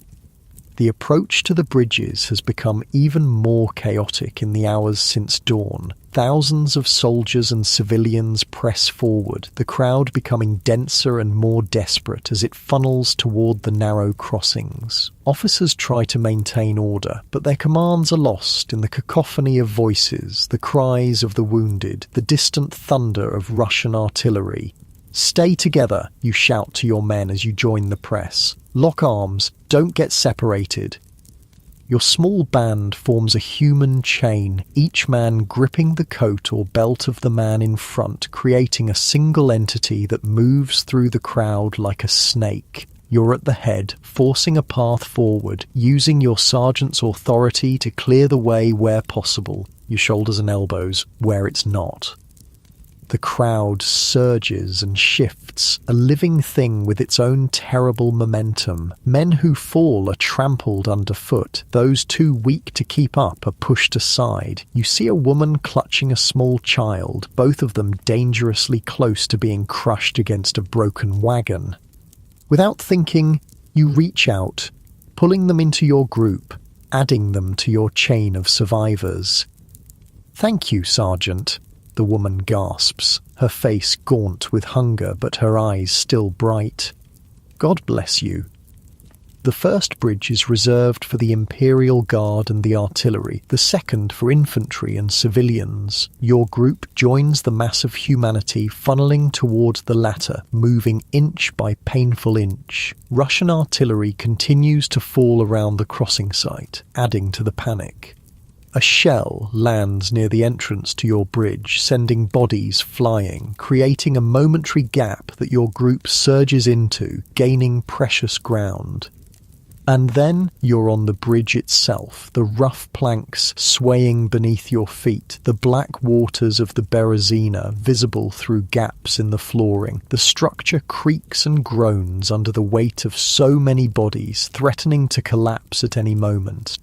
Halfway across, disaster strikes. A Russian shell scores a direct hit on the bridge some 20 meters ahead of you. Planks splinter, ropes snap, and a section of the bridge collapses, sending dozens of screaming men and women into the freezing river below. The crowd recoils from the gap, pressing back against those behind, creating a crush in which breathing becomes difficult. Men at the edges are forced over the side, their cries cut short as they hit the water. "We have to jump it," Marcel shouts in your ear, gesturing to the gap. "It's our only chance." He's right. Going back is impossible against the press of the crowd. Staying here means being crushed or pushed into the river. The gap is perhaps 2 meters wide, a challenging jump under normal circumstances, a potentially fatal one in your weakened state, with the unstable bridge swaying beneath your feet. "Those who can jump, prepare to jump," you order. "The rest will find a way to get you across." You go first, backing up as much as the crowd allows, then sprinting forward, launching yourself across the gap. For a heart-stopping moment, you're airborne, the dark water rushing below. Then your feet hit the planks on the other side, the impact sending pain shooting through your legs. You stumble but stay upright, turning immediately to help others. Marcel follows, making the jump with apparent ease despite his exhaustion. Then comes Francois, who barely clears the gap, his feet landing on the very edge of the planks. You grab his coat, hauling him to safety, but others in your group can't make the jump. The wounded, the woman with her child, those too weak from hunger and cold. They're trapped on the far side of the gap, with the crowd pressing in behind them, pushing them ever closer to the edge. Desperation breeds inspiration. You find a broken wagon shaft, long enough to span the gap. With Marcel's help, you position it across the chasm, creating a narrow, precarious bridge. "One at a time," you shout. "Crawl across, don't stand." Pierre goes first, dragging his wounded leg, moving inch by inch across the makeshift span. He makes it, collapsing on the far side, his face grey with pain and effort. The woman follows, her child clinging to her back. The shaft bends alarmingly under their weight, but holds. More of your wounded make the crossing, each success a small miracle. The last man is halfway across when disaster strikes again. The shaft, weakened by the weight of those who've already crossed, cracks with a sound like a musket shot. The man lunges forward desperately, his hands grasping the edge of the planks as the shaft falls away beneath him. You and Marcel grab his arms, hauling him to safety as his legs dangle over the freezing water. He's the last of your group. All 16 survivors, plus the woman and child, have made it across the gap. The rest of the crossing is a blur of pushing bodies, shouted commands, and the constant thunder of Russian artillery. But finally, mercifully, you reach the far bank. Solid ground, however frozen and inhospitable, feels like salvation beneath your feet. Your group collapses in the snow, gasping for breath, hardly able to believe you've survived. The woman you rescued begins to weep silently, clutching her child to her chest. The boy, no more than 4 or 5 years old, stares at you with solemn eyes that have seen too much for his tender age. "Thank you, Sergeant," the woman says again between sobs. "My husband was with the 24th Light Infantry. He fell at Borodino. I thought we were going to join him today." You nod, unable to find words. So many have died. So many are still dying, even now, on the bridges and in the freezing waters of the Berezina. The lucky ones are shot by Russian bullets or killed by artillery. The unlucky drown slowly, their limbs numbed by the cold, their lungs filling with water as their strength fails. Looking back across the river, you see the Russians have reached the far bank in force. They've set up artillery batteries that pound the bridges relentlessly, turning the crossing into a gauntlet of fire and splintering wood. Still, men continue to push forward, driven by the most basic instinct, survival. "We should move," Marcel says, helping Pierre to his feet. "Put some distance between us and the river. The Russians may yet ford it elsewhere." He's right. The crossing is not the end of your ordeal, merely another step in the long journey home. Gathering your strength, you lead your small band of survivors away from the Berezina, joining the stream of humanity flowing westward toward Vilna, toward Poland, toward France. The days that follow blend together, a nightmare landscape of snow and suffering. Men continue to die from cold, from hunger, from wounds that fester in the filthy conditions. The Russians pursue, but half-heartedly content to let General Winter do most of their work for them. Your group shrinks further. Pierre succumbs to his wound, infection setting in despite your best efforts to keep it clean. 2 others simply fail to wake one morning, their bodies finally surrendering to exhaustion and exposure. The woman, Madame Fournier, you learn, continues with you, her strength and determination a constant source of amazement. Her son, Michel, walks when he can and is carried when he cannot, his small face stoic beyond his years.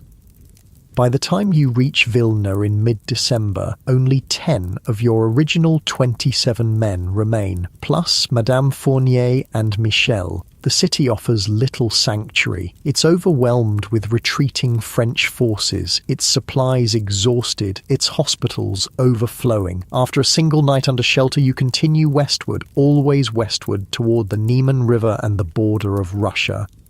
You cross the Niemen on December 30th, 1812, returning to Poland by the same route you entered Russia 6 months earlier. The contrast could not be more stark. Where once a magnificent army marched eastward with banners flying and drums beating, now a stream of ragged spectres limps westward, barely recognizable as soldiers, barely recognizable as human. Of the nearly 500,000 men who invaded Russia under Napoleon's command, fewer than 30,000 return. The rest lie buried in Russian soil, their bones marking the long road from the Niemen to Moscow and back again. Winter turns to spring, spring to summer. Your journey continues through Poland, through Prussia, finally reaching the borders of France in late summer of 1813. Your group has stabilized at 7 men plus Madame Fournier and Michel. Marcel remains among them. Your friendship forged in fire and ice, stronger than any blood tie. France, when you finally set foot on her soil again, is not the triumphant homeland you remembered. The disaster in Russia has emboldened her enemies. Prussia has risen again, joining with Russia and Austria in a new coalition against Napoleon. British forces under Wellington are pushing northward from Spain. The empire is threatened on all sides. Despite your ordeal, despite everything you've survived, you're still a sergeant in the Grande Armée. You report to the nearest military authorities, expecting to be discharged, to be allowed to return to Lille, to your father's bakery, to peace. Instead, you receive new orders. Napoleon is rebuilding his army, preparing to face the coalition forces in Germany. Experienced veterans are worth their weight in gold. You and Marcel are assigned to the 37th Line Infantry, a regiment being reformed after heavy losses in Russia. It's not what you wanted, not what you expected, but you are a soldier. You follow orders. You do your duty. The campaign of 1813 is a desperate one. Napoleon, his military genius undiminished, wins victories at Lutzen and Bautzen, but they're costly victories, bleeding his new army white, and without cavalry, nearly all the horses died in Russia. He cannot exploit his successes as he once did. Through it all, you fight. At Lutzen, at Bautzen, at Dresden, Marcel remains at your side, as he has been since that first march from the barracks 8 years ago. You both bear the scars of your service, physical scars from wounds received in battle, mental scars from the horrors witnessed during the retreat from Moscow. Then comes Leipzig, the Battle of the Nations, 3 days of carnage that dwarf even Borodino in their scale and bloodshed. The coalition armies outnumber the French 2-1. Despite Napoleon's tactics, despite the valour of his troops, the outcome is never really in doubt. On the 3rd day of battle, your regiment is positioned near the Elster River, covering the French retreat. A coalition battery finds your range, showering your position with case shot, tin canisters filled with musket balls that burst above the target, raining death from above. Marcel falls beside you, multiple wounds tearing through his chest and abdomen. There's nothing to be done. The injuries are too severe, too numerous. He dies in your arms, his last words lost in the thunder of artillery and the screams of the wounded. You have no time to grieve. The order comes to fall back, to cross the Elster before the bridges are destroyed. You leave Marcel's body where it fell, another casualty among tens of thousands, another friend lost to Napoleon's ambitions. The retreat from Leipzig becomes a rout. The coalition forces pursue relentlessly, pushing the battered French army back across the Rhine, back into France itself. Napoleon works miracles with what remains of his forces, winning victories against superior numbers at Brienne, Champaubert, Montmirail. But it's not enough. It's never enough. In April 1814, with coalition armies closing in on Paris, Napoleon abdicates. The war, it seems, is finally over. The Bourbons return to the French throne. Soldiers of the Grande Armée are disbanded, sent home to rebuild their lives after decades of constant warfare. You return to Lille, to your father's bakery, to find much changed. Your father has died, your mother aged beyond recognition by grief and hardship. Your sister Marie, married to the blacksmith's son, has 2 children you've never met. Your younger brother, once apprenticed to a carpenter, was conscripted in 1813 and died at Leipzig, perhaps even in the same battle where Marcel fell. The bakery has been sold to pay debts. There's nothing left of your old life, nothing to return to. You're a veteran without a place, a soldier without a war. For a time, you work as a labourer, your sergeant's skills of little use in peacetime. The work is hard, the pay meagre, but it keeps you fed. At night, you dream of Russia, of the Berezina, of Leipzig. You wake sweating despite the cool night air, reaching for a musket that isn't there. Then, in March 1815, comes the news that changes everything. Napoleon has escaped from Elba. He's landed in France. The army is rallying to him. The Bourbons are fleeing. The Emperor has returned. For 3 days, you wrestle with your conscience, with your memories, with your loyalty. You remember the glory of Austerlitz, the horror of the Berezina, the needless deaths at Leipzig. You remember Marcel, Pierre, François, and countless others who gave their lives for the Emperor's ambitions.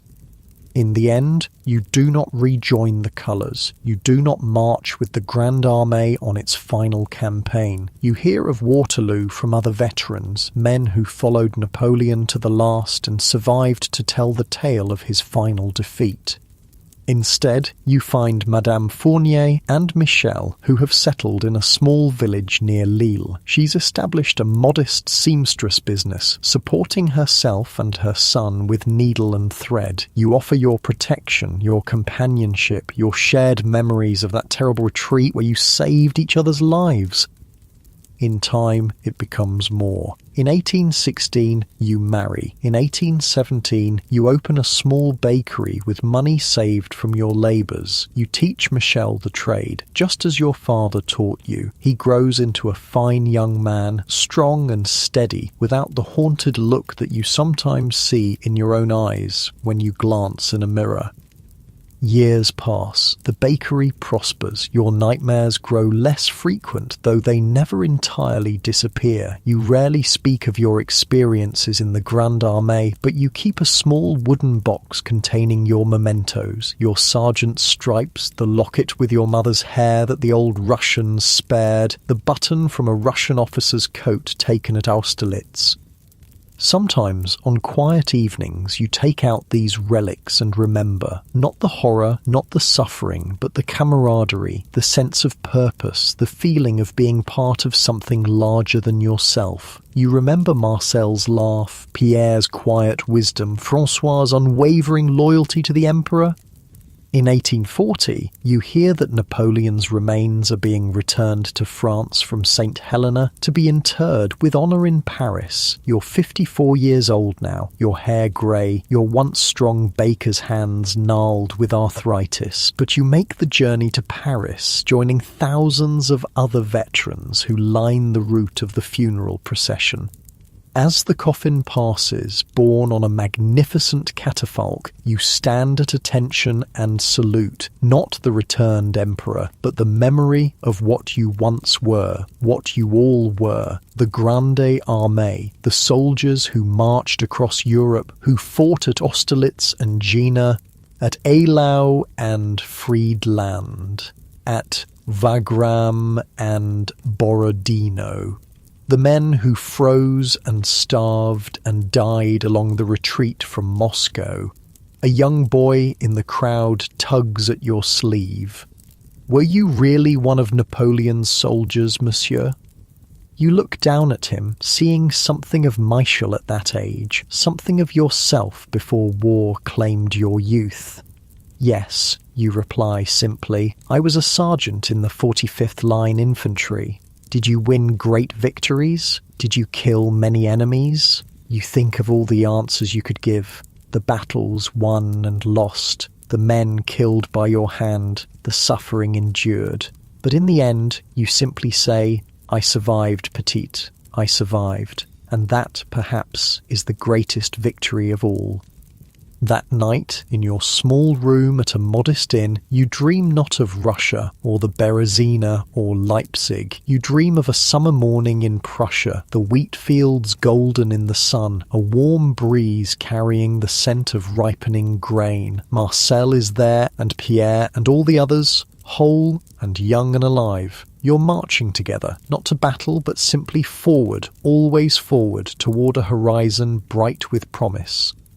You wake with tears on your cheeks, but a strange peace in your heart. The past is past, the dead are gone, but in memory, in dreams, the Grande Armée still marches, banners flying, eagles gleaming, drums beating the cadence of history.